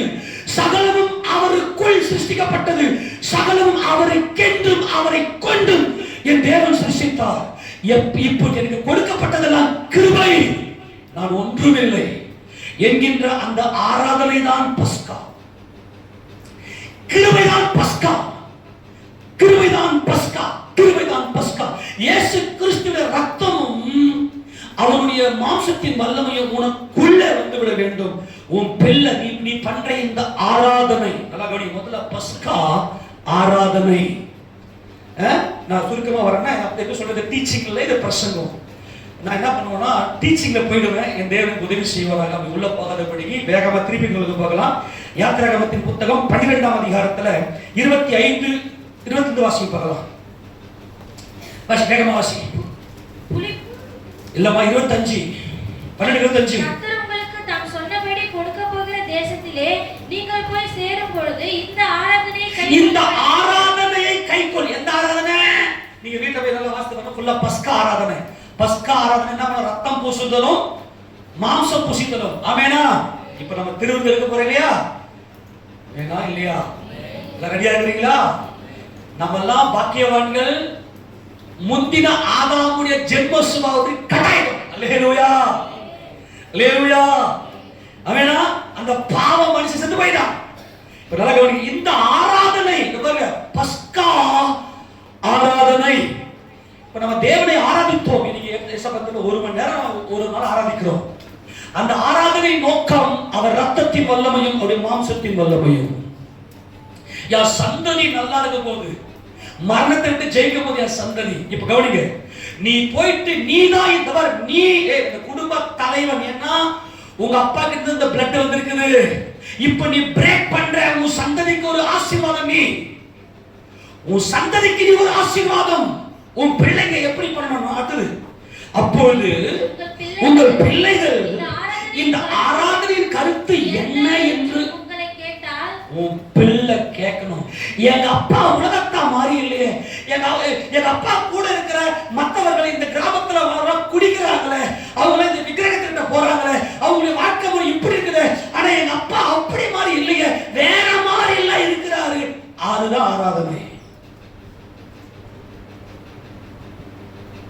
அன்பாய் சொல்றேன், உன் பிள்ளை உன்னை பார்த்து வளரலனா, உன் பிள்ளை நரகத்துக்கு போச்சுன்னா அந்த ரத்த பழி ஊங்கிட்டு தான் கர்த்தர் கேட்பார். எச்சரிக்கையா சொல்றேன். ஏன் தெரியுமா? நல்லா கவனி. உன் பிள்ளைய கேட்க வைக்கிற வாழ்க்கை உனக்குள்ள இருக்கணும். ஏன்னா நீ தான் பஸ்காவை புசித்து இருக்கிற. ஏன்னா இந்த பிள்ளைங்க எப்படிப்பட்டதுன்னா, கவனிங்க கவனிங்க, நாம எல்லாம் எங்க இருந்தோம் தெரியுமா? ஆதாமுக்குள்ள இருந்தோம். ஏதேன்ல நம்ம இருந்தோம். தெரியுமா தெரியாதா? ஏசாப்பா நம்மள ஜீவசுவாசத்தை ஊதுனதுமே உலகத்தில் இருக்கிற இதுக்கு முன்னாடி வாழ்ந்த அத்தனை கோடி ஜனங்களும், இதுக்கு இப்ப இருக்கிற எத்தனை கோடி ஜனங்களும், இனிமே வரப்போற ஜனங்களும், அத்தனை பேருமே ஆதாமுடைய அரை வயிற்றிலே இருந்தோம். இப்போ அதுதான் ஆண்டவர் சொல்லுவாரு. அப்போஸ்தலன் பவுல் இந்த பிரமாணத்தை கொண்டு வருவார். மெல்கிசேதேக்கிற்கு ஆபிரகாம் தசமபாகத்தை கொடுத்தான். நியாயப்பிரமாணத்தின்படி தசமபாகத்தை வாங்கும்படி கட்டளை பெற்றவர்கள் இந்த லேவியர்களாகிய ஆசாரியர்கள். இந்த ஆசாரியர்கள் தங்களுடைய சகோதரர் கையிலே தசமபாகம் வாங்கும்படி கட்டளையை பெற்றிருக்கிறார்கள். ஆனால் தசமபாகம் வாங்க வேண்டும் என்று கட்டளை பெற்ற இந்த லேவி ஆபிரகாமின் அரை வயிற்றிலே இருந்தாராம். எல்லாம் கவனிக்கணும். பிள்ளைக்குள்ள மரணம் இருக்கு, பிள்ளைக்குள்ள மரணம் இருக்கு, பிள்ளைக்குள்ள பாவம் இருக்கு. இந்த பிள்ளைகளுடைய பாவமும் மரணமும் மேற்கொள்ளப்பட வேண்டுமே ஆனால் அவர்கள் ரட்சிக்கப்பட வேண்டும். அவர்கள் ரட்சிக்கப்பட வேண்டுமே ஆனால் கிருபைக்குள்ளே வர வேண்டும். அந்த கிருபையை உன்கிட்ட கத்துக்கணும். எதுவுமே எங்கலடா, கையை தூக்கிடணும். எல்லாம் இயேசுவின் கிருபை, நான் ஒன்றுமில்லை என்று சொல்லணும். இப்ப நல்லா கவனிங்க. ஆபிரகாம் யாரை பெற்றார்? ஈசாக்கை பெற்றார். ஈசாக்கு யாரை பெற்றார்? யாக்கோபை பெற்றார். யாக்கோபு யாரை பெற்றார்? லேவியை பெற்றார். அதாவது யாக்கோபுடைய அப்பா லேவியுடைய அப்பா யாக்கோபு, யாக்கோபுடைய அப்பா ஈசாக்கு, ஈசாக்குடைய அப்பா ஆபிரகாம். அதாவது 4ஆம் தலைமுறை தான் லேவி. ஆனா ஆபிரகாம் தசமபாகம் கொடுக்கும் போது லேவி எங்க இருந்தாரா? ஆபிரகாமுடைய அரை வயிற்றில். ஒரு குழந்தை பிறகு ஆனா பெண்ணா என்று தீர்மானிப்பது ஆணுடைய விந்துல தான் இருக்கு. நல்லா புரிஞ்சுக்கணும். பெண் என்பது ஒரு மாம்ச உடல் மட்டும்தான் இருக்கும். 23 குரோமோசோம் அங்க இருக்கும். 23 குரோமோசோம்ல கடைசி குரோமோசோம் எக்ஸா ஒய்யா. எக்ஸ் போச்சுன்னா அது பெண் குழந்தை, ஒய் போச்சுன்னா ஆண் குழந்தைங்களா. பிளஸ் 2 படிச்சவங்களா ரொம்ப ஞானிகள், அவங்களுக்கு நல்லாவே தெரியும். ஆக இந்த வித்து, அந்த உயிர் எங்க இருக்குன்னா ஆணுடைய அந்த மனுஷனுக்கு இருக்கு. இப்ப கவனிங்களா, இப்ப நல்லா ரொம்ப முக்கியமான அந்த வசனத்தை வாசிக்கிறேன். எபிரேயர் நிருபம் 7ஆம் அதிகாரம் திருப்பி கொள்ளுங்க. பிள்ளைகளுக்குள்ள பாவமும் மரணம் இருக்குமா? இந்த பிள்ளைகளை மீட்கணும்னா நீதான் பொறுப்பு. 7ஆம் அதிகாரம் அதுல நமக்கு 4 வாசிக்கப்படலாம். இவன் எவ்வளவு பெரியவனாய் இருக்கிறான் பாருங்கள். கோத்திர தலைவனாகிய ஆபிரகாம் முதலாய் கொள்ளையிடப்பட்ட பொருட்களில் இவனுக்கு தசமபாகம் கொடுத்தான். லேவி புத்திரரின் ஆசாரியத்துவத்தை அடைகிறவர்களும் ஆபிரகாமின் அரை வயிற்றில் இருந்து வந்த தங்கள் சகோதரனை ஜனங்களின் கையிலே எங்கிருந்து வந்தாங்களாம்? சரி, உங்க முப்பாட்டை என்னெல்லாம் பண்ணாரு தெரியுமா உங்களுக்கு? அவர் வாலிபத்துல அவர்தான் மன்மத ராசா. அவர்தான் யாரு? அந்த காலத்துல நீங்க பாத்தீங்கன்னா குறைஞ்சது 2 பொண்டாட்டி தான் வச்சிருப்பானுங்க. இது கணக்குல வந்து 2 பொண்டாட்டி, மீதியில எவ்வளோ இருக்குது. இவன் பண்ண எல்லா புத்தியும், அதாவது விபச்சாரம் மட்டும் இல்லை, அவன் பண்ண திருடு, கொலை எண்ணம், கள்ளத்தனம், அவன் புத்தியே ஃபுல்லா முழுக்க முழுக்க யான் பெலன் யான் வல்லவன் இருக்கும். நல்லா கவனிங்க. இந்த லேவி எங்க இருந்தாராம்? ஆபிரகாமுக்குள்ள இருந்தாராம். சரி, ஆபிரகாம் எங்க இருந்தாரு? ஆதாமுக்குள்ள இருந்தாரு. ஆனால் ஆபிரகாம் ஒரு பிரேக் த்ரூ பண்ணார். என்ன பிரேக் த்ரூ பண்ணாரு? என்ன பிரேக் பண்ணாரு? என்ன பிரேக் பண்ணாரு? இந்த கிருபைக்குள்ளே வந்தார். அல்லேலூயா. பிதாக்கள் அப்படின்னா யார் தெரியுமா? பிதாக்கள் யார் தெரியுமா? அவர்கள் தேவனால் தெரிந்து கொள்ளப்பட்டவர்கள், தேவனால் அழைக்கப்பட்டவர்கள், தங்களுடைய சந்ததியை தேவ சந்ததியாய் கிருபைக்குள்ள வளர்க்கிறவங்க. உன் பிள்ளை இந்த ஆராதனைய பார்த்து கேட்கணும். உன் சாட்சி உன்னை பார்த்து கேட்கணும். ஏன்பா இந்த பஸ்காவை புசிக்கிறீங்க? ஏன்பா இந்த ரத்தத்தை எடுத்து இப்படிலாம் தேய்ச்சி பண்றீங்க? நீங்க பண்ற மாதிரி உலகத்துல யாருமே பண்ணலையே. நீங்க எப்ப பார்த்தாலும் ஜபத்திலேயே இருக்கிறீங்க, ஏசப்பா ரத்தத்தையே சொல்றீங்க, எப்ப பார்த்தாலும் இந்த பைபிளை வாசிச்சுக்கிட்டே இருக்கிறீங்களேன்னு சொல்லி ஒரு புது சிருஷ்டியின் அனுபவமாக உள்ளத்துக்குள்ள வந்தீங்கன்னா உங்க பிள்ளை மீட்கப்படும். உங்க பிள்ளை உங்களை ஃபாலோ பண்றாங்களா? எந்த ஊழியக்காரனும் எந்த பிள்ளையும் மாற்றவே முடியாது. இந்த பிளட் சம்பந்தப்பட்டது. ஆனா அந்த பிள்ளைங்க அந்த அப்பாவுக்கும் எனக்கும் சம்பந்தம் இல்லைன்னு அவங்க பிரேக் பண்ணாங்கன்னா கிருபையை பற்றி கொள்வாங்க. இந்த உலகத்தை எனக்கு எதுவுமே சொந்தம் இல்லை, எல்லாம் ஏசப்பாவுடைய கிருபைக்குள்ள வந்துட்டாங்க அப்படின்னா அந்த பிள்ளைங்க ரட்சிக்கப்பட்டுருவாங்க. அதான் ரட்சிப்பு. இயேசு கிறிஸ்து எதுக்காக வந்தார்? அவரின் பஸ்காவாக வந்தார். பஸ்காதான் கிருபை. இப்போ பிள்ளைங்க உங்களை ஃபாலோ பண்றாங்களா? பிள்ளைங்க உங்களை ஃபாலோ பண்றாங்களா? இந்த லேவி ஆபிரகாமுடைய அரைவயிற்றிலே இருந்தாராம். இன்னைக்கு உலகத்துல இருக்கிற அத்தனை பேருமே ஏதேன்ல இருந்தோம். எத்தனை ஆச்சரியமா இருக்கு. ஏப்பா அவங்களை 6000 வருஷத்துக்கு முன்னாடி 6000 லட்சம் வருஷத்துக்கு முன்னாடி கொண்டு போறேன். ஏசுராஜா ஊதினார் இல்லையா? ஜீவ சுவாசத்தை வாயில வச்சு ஊதினார். வாயில தான் ஊதினாரு. வாயில ஊதி நாசில அந்த காத்தை வர வச்சார். இன்னைக்கு மூக்கு வழியா நம்ம சுவாசிக்கணும். அப்போ ஆண்டவர் என்ன சொல்றாருன்னா ஜீவ சுவாசத்தை நாசில ஊதினார் அப்படின்னு என்ன அர்த்தம்? இந்த பக்கமா ஊதி இந்த பக்கமா வருது. ஆமெனா? அப்ப நமக்குள்ள என்ன பண்றோம்? விசுவல் சவுண்ட் எங்க வருது? என்னடா அந்த சவுண்ட் ஒரு மாதிரி நாதஸ்வர சவுண்ட் ஒரு வித்தியாசமா இருக்கு இல்லையா? அங்க ஊதுறதுனால தான் இங்க வருது அந்த சவுண்ட். புரியுதா இல்லையா? இப்ப நாசில சுவாசம்னா வாயில வச்சு ஊதுனாரு. அது அப்படியே சுவாசம். அப்பவே நம்ம எல்லாருமே ஆதாமுடைய அரை வயிற்றுக்குள்ள இருந்தோம். அந்த பாவம் இன்னமும் உடம்புல இருக்குது. அந்த மரணம் இன்னமும் இருக்குது. என்னது? நான் ஏன் பலன் யான் நீதி. இன்னைக்கு பாவம் செய்யறதுக்கெல்லாம் ரீசன் தெரிஞ்சு போச்சா? உன் பிளட். ஆனா ஒத்துக்கவே மாட்டீங்க. அப்படி சுய பரிதாபம் தான் வரும். நான் எவ்வளவு கஷ்டப்பட்டேன் தெரியுமா? ஓகே, நீ எவ்வளவு பாவம் செஞ்ச தெரியுமா? அது அப்படியே பிள்ளைங்க ரிஃப்ளெக்ஷனா இருப்பாங்க. உடனே நான் பல முறை சொல்லுவேன், ஒண்ணு உங்க அம்மா அப்பா. இப்ப எனக்கு எங்க அம்மா எங்க அப்பா கிடையாது, அவங்க எல்லாரும் அப்பயே போயிட்டாங்க. என்ன பண்ணுவோம்னா, ஒண்ணு உங்க அம்மா அப்பா ஊத்து பார்த்து உன் பாவத்தை நீ அலசிக்கணும். அப்படின்னா உன் பிள்ளைங்களை பார்த்து பிள்ளைங்க அப்படியே ரிஃப்ளெக்ஷன் பண்ணுவாங்க. உங்க அப்பா செஞ்சது உங்க தாத்தா செஞ்சது மொத்தம் உள்ள உட்காந்துருக்கும். அவனுடைய ஜென்ம பாவம்லாம் அவன் பிள்ளைகிட்ட இருக்கிறது அப்படியே செய்வான். மன்மத ராசாவை சுத்துவான் அப்படியே. சில பேர் பார்ப்பீங்க நீங்க, என்னடா அவன் பேக்கு மாதிரி பண்றான் அப்படின்னு நிறைய பொண்ணுங்க நிறைய பசங்க சொல்லுவாங்க. பேக்கு மாதிரி போறான் அப்படின்னு நிறைய பொண்ணுங்களாம் போது. காரணம் அவங்களுக்கு அந்த ஆவி இருக்கும் உள்ள. நான் ஆவி பத்திலாம் பேசல, ஆவி பத்தி பேசினாலே இங்க வேற மாதிரி ஆகும். வேணாம், இதெல்லாம் பல மாதிரி பார்த்தாச்சு. இந்த இந்த விபச்சார ஆவி ஒரு மட்டும் சொல்றது. விபச்சார ஆவி என்ன பண்ணா அப்படியே கொக்கி போட்டு லாக் பண்ணி எடுத்துக்கணும். அவன் பயங்கர பேக்காரமா, ஒன்னுத்துக்குமே பிரயோஜனம் இருக்க மாட்டான். அவன் பண்ற அந்த லூசு தண்டெல்லாம் பார்த்து நிறைய பொண்ணு அப்படிலாம் போவோம். நிறைய பசங்க நம்ம வாலிபர் கூடுதல வெளியே நடத்த போக நிறைய பேர் சொல்லி கேட்பாங்க. கேட்டேன் சும்மா ஃப்ரீயா கேட்பாங்க.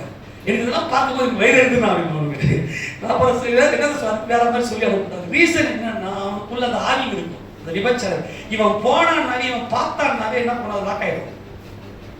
இது நிறைய ரகசியம் இருக்கு. அதுதான் என்ன பண்ணுவோம்னா, இப்போ பஸ்ல போவோம் இல்லையா?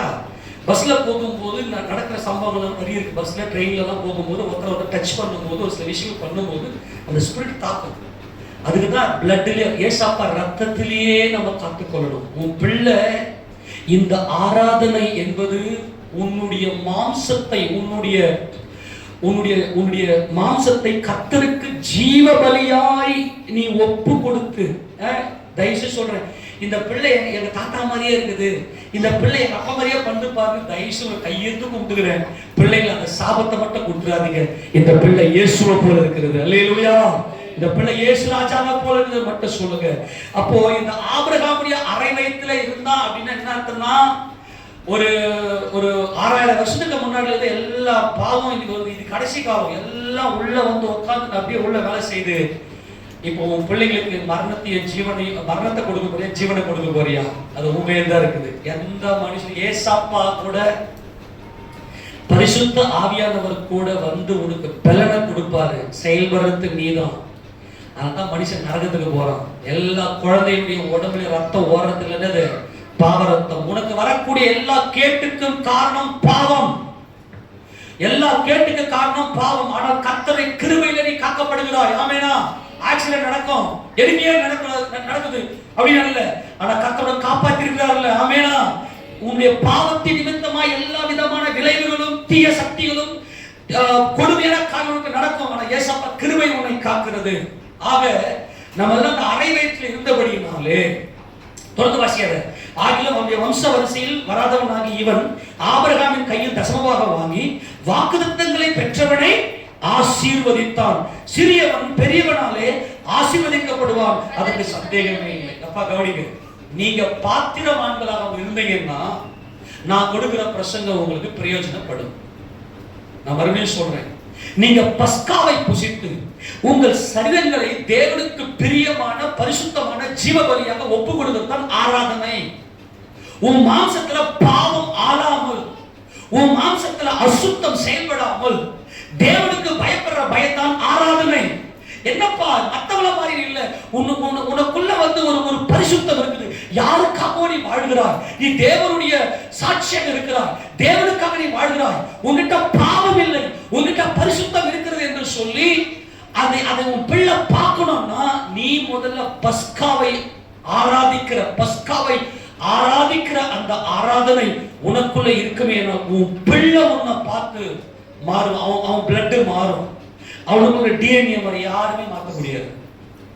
இது பிளட் சம்பந்தப்பட்டது.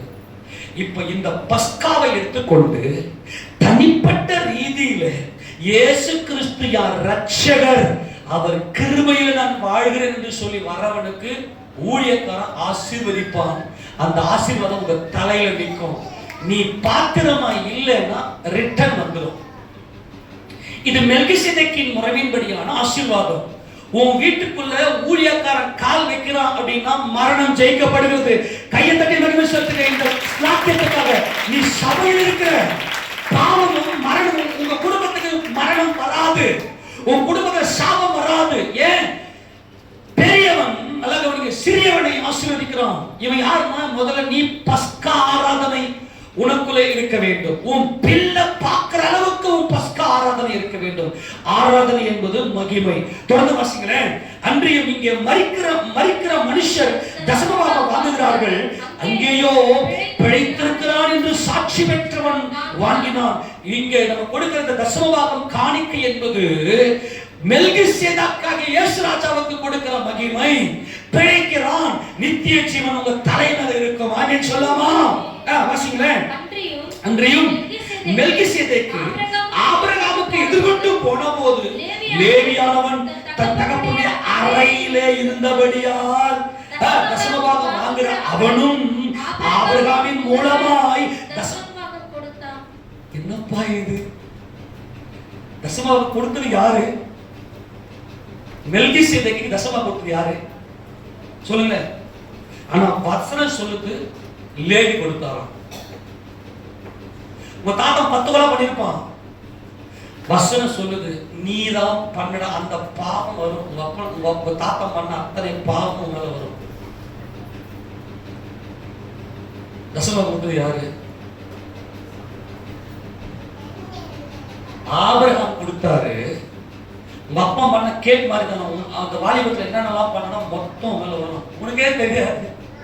நான் நல்லா இருக்கணும்னு நினைக்கிறேனே, நான் உத்தமையா இருக்குன்னு நினைக்கிறேனே, நான் வந்து திருடக்கூடாது நினைக்கிறேனே, நான் குடிக்க கூடாதுன்னு நினைக்கிறேனே, ஆனா என்னால முடியல. சத்தியமா எத்தனை கோடி சத்தியமா சொல்றேன், சத்தியமா முடியாது. பஸ்காவை என்னைக்கு நீ நோக்கி பார்க்கறியோ அது மட்டும்தான் உனக்கு மீட்பு, உன் பிள்ளைகளுக்கு மீட்பு. இந்த பிள்ளைங்க செத்து நரகம் தான் போகும்.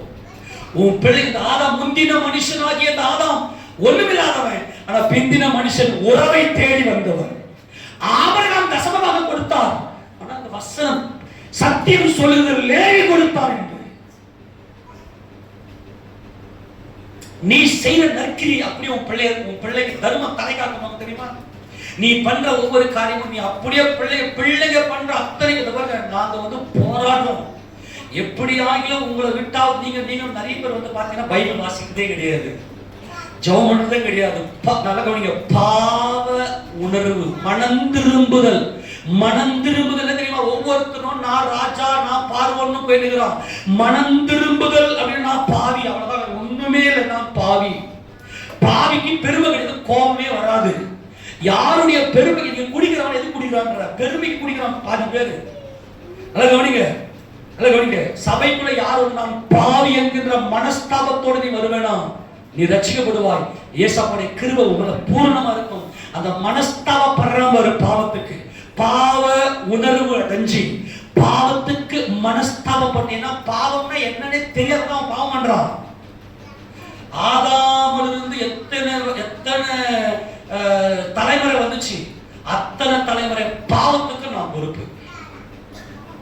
நீ பஸ்காவுக்குள்ள நீ மறைஞ்சிக்கல அப்படின்னா, நீ பஸ்காவுக்குள்ள நீ மறையல அப்படின்னா, எழுதி வச்சுக்க, அத்தனை பேருடைய பாவத்துக்கும் நீ இந்த உலகத்துல வாழ்றதுக்கு நீ தான் பொறுப்பு. ஆனால் பஸ்காவுக்குள்ள வந்துட்டேன்னா உன்னையும் உன் சந்ததியும் நீ மீட்டுக் கொள்ளலாம். உங்க பிள்ளைங்க பண்ற அத்தனை பாவத்துக்கு காரணமே நீங்க தான். இப்போ சொல்றேன், உங்க பிள்ளைங்க பண்ற அத்தனை துர்க்கர்மங்களுக்கும் காரணம் நீங்க தான். நடுங்கணும், கை கால்லாம் நடுங்கணும், உங்க மனசெல்லாம் வலிக்கணும். நானும் கெட்டு என் பிள்ளையை கெடுத்து சாகடிக்கணும்னு ஆண்டவரே சொல்லி அவர்கள் பஸ்காவை புசித்து பஸ்காவின் ரத்தத்தை பூசி இருக்கிறார்களா என்பதை மட்டும் பார். நீ என்ன பண்ற? உன் கிரியை அல்ல, உனக்குள்ள விசுவாசம் மட்டும்தான் உன்னை ரட்சிக்கும்.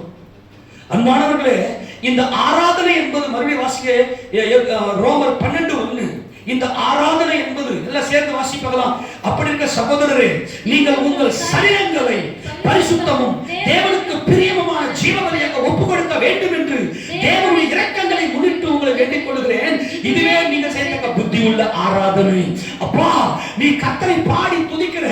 அப்பா, நீ முன்னாடில தண்ணி அடிச்சிருந்த, பயங்கரமா குடிச்சிட்டு வீட்டுக்கு வருவ, முன்னாடி திருடுவ, முன்னாடி சண்டை போடுவ, முன்னாடி அடிப்ப, முன்னாடி விக்கிரகத்துக்கு போவ. ஆனா இப்ப இல்லையாப்பா, உன்னுடைய ஜீவியத்துல ஏதோ ஒரு பரிசுத்தம் இருக்குது. இந்த ஆராதனையின் கருத்து என்ன அப்படின்னு உன் பிள்ளை உன்னை பார்த்து மனம் திரும்பணும். மாறி இருக்கிறியா? நல்லா போட்டு அடிக்கணும், நல்லா பிள்ளைகளை போட்டு செம்ம சாத்தணும். திறமை கையாடாதவன் தன் பிள்ளையை நரகம் தள்ளுறான். எந்த தகப்பன் பிள்ளைய பாவம் செய்யும் போது அடி லெஃப்ட் ரைட் வாங்கிட்டு 2 நாள் உபவாசம் வீட்டு கிடப்பான். ஆண்டவரே, இந்த பாவத்தை செஞ்சப்பா, இது ஊரு மேயுது, இவனை விட டபுள் மடங்கா நான் ஊரு மேய்ஞ்சு ஆண்டவரே அப்படின்னு விற்ப பாரு. அததான் மீட்பு இருக்கு. நீ என்ன பண்றதுன்னா, நான் எவ்வளவு சொன்னா கேட்க மாட்டேன். எப்படி கேட்பான்? பிளட் வேலை செய்யுது.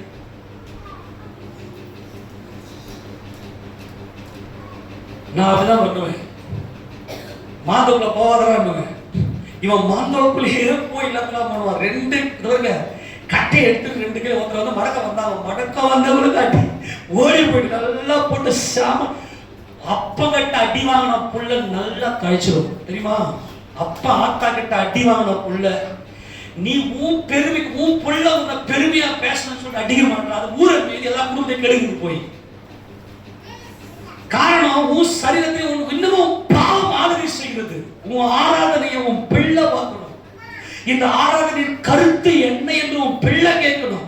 நீ பரிசுத்தமா இருக்கணும், பிள்ளை செய்யணும். காரணம், உனக்குள்ள பஸ்கா கிருபை இருக்கிறது. நீ கிருபையை நம்பி இருக்கிறாய். உன் பிள்ளைக்கு சொல்லிக் கொடுக்கணும், எதுவுமே எந்த இல்லடா, எல்லாம் ஏசப்பாடு கிருபை. ஆமெனா? என்னிடம் ஒன்றும் இல்லை. கையை தூக்கணும், கையை தூக்கணும்னு சொல்றேன். உங்க ஸ்பிரிச்சுவல்ல பாருமா, என்னிடம் ஒன்றும் இல்லை,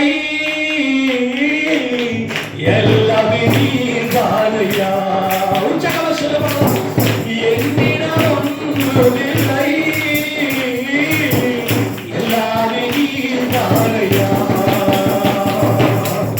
எந்த காலங்கள் கையிலே நிற்பதும் நிலைப்பதும் உந்த கிருபையே. எந்த காலங்கள் கையிலே நிற்பதும் நிலைப்பதும் உந்த கிருபையே. கிருபை போதுமே, உன் கிருபை போதுமே, வேறு வேண்டாம். கிருபை போதுமே, கிருபை வேறு வேண்டாம். கிருபை போதுமே. என்கிட்ட ஒண்ணு இல்லைன்னு உன் பிள்ளைக்கு காட்டணும். என்கிட்ட காசு இருக்குடா, என் மனமோட போக்குல போன, இன்னைக்கு உன் பிள்ளை உன் கண்ணி அப்படியே பாரு, அக்னி கடல துடிக்கத்தை பாரு. நீ மாறாத அந்த பிள்ளைக்கு அப்படியே போ. ஏன்னா நீ செஞ்ச அத்தனை பாவம் உன் பிள்ளைங்க தலைமையில வந்து, நீ செஞ்ச பாவம் அந்த பிள்ளைங்க தான் பதில் கொடுக்கும். அதுதான் கர்த்தர் இஸ்ரவேலுக்கு அந்த பஸ்கா நியமத்தை கொடுத்தார். அடுத்தது யாத்திரை திருப்பி கொள்ளுங்க. அடுத்தது ஆராதனை. முதல் நேது உனக்குள்ள என்ன இருக்கணும்? ஆராதனை சொல்லு. முதல்ல உனக்குள்ள இருக்கணும், நீ பஸ்கா ஆராதிக்க வேண்டும். பஸ்காவை என்ன பண்ணணும்? ஆராதிக்க வேண்டும். அந்த கிருபையை நீ காண்பிக்க வேண்டும். 13வது அதிகாரம் அதுல 6 வாசிப்போம். 6 வாசிங்க. நேரம் இல்ல, வேகமா வாங்க.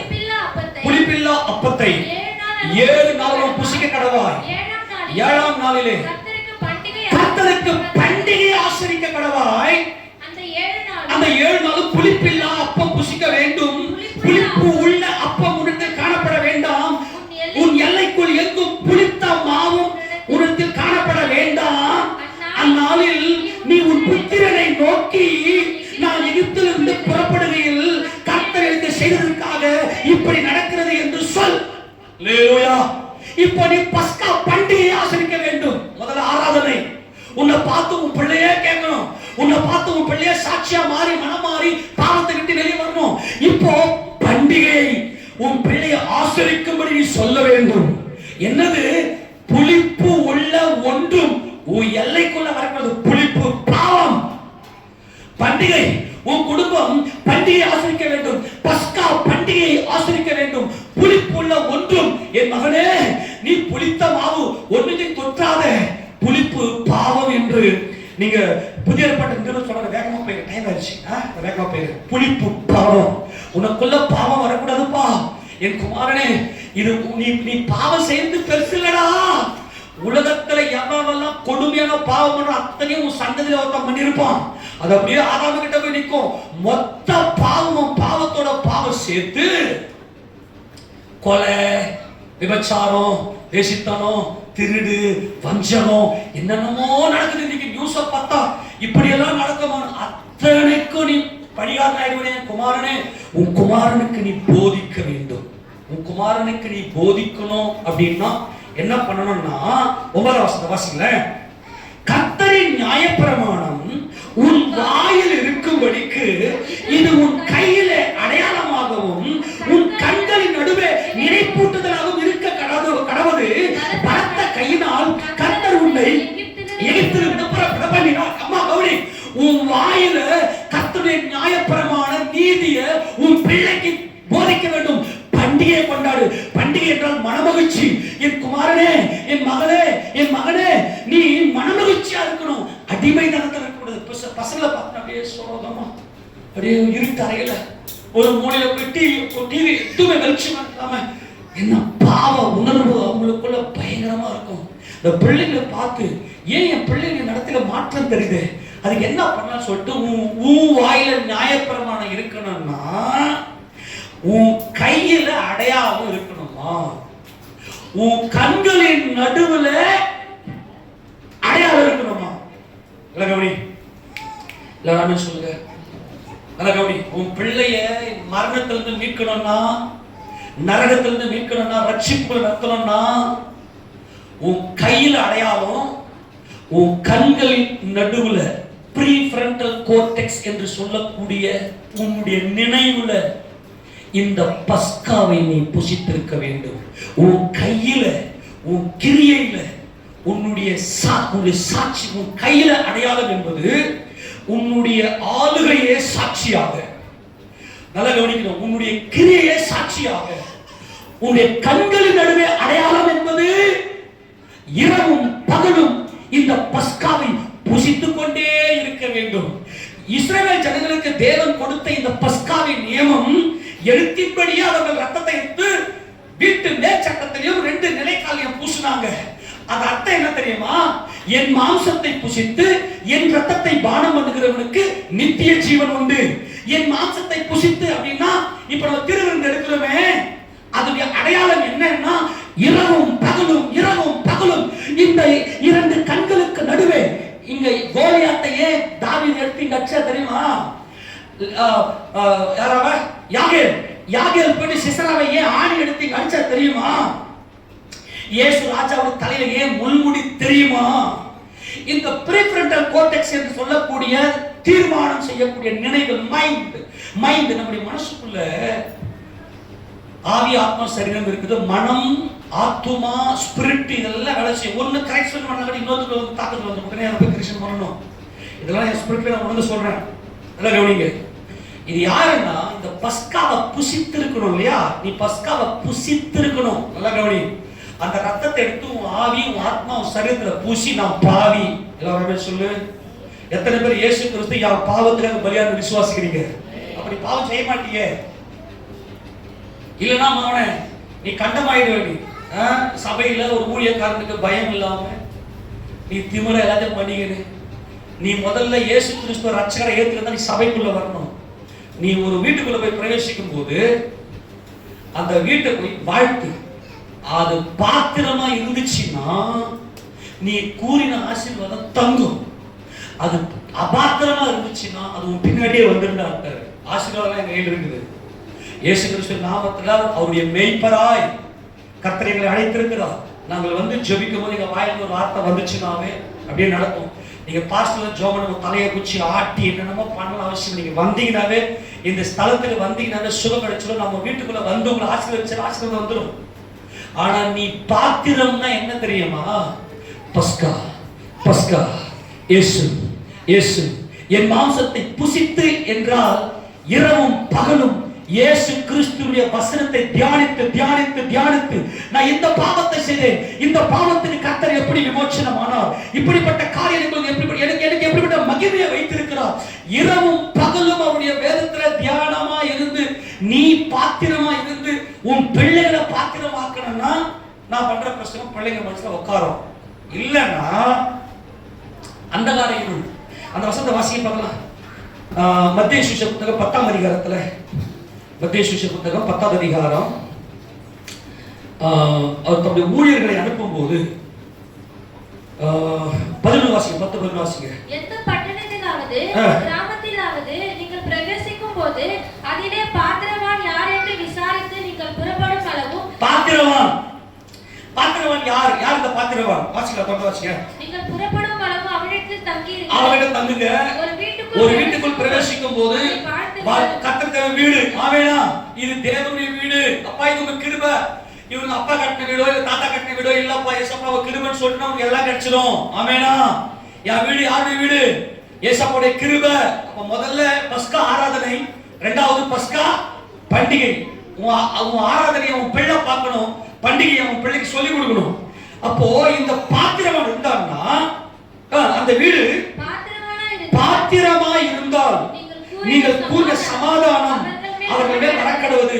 அபாத்திரமா இருந்தால் நீங்கள் கூறின சமாதானம் உங்களுக்கு திரும்ப கடவுது.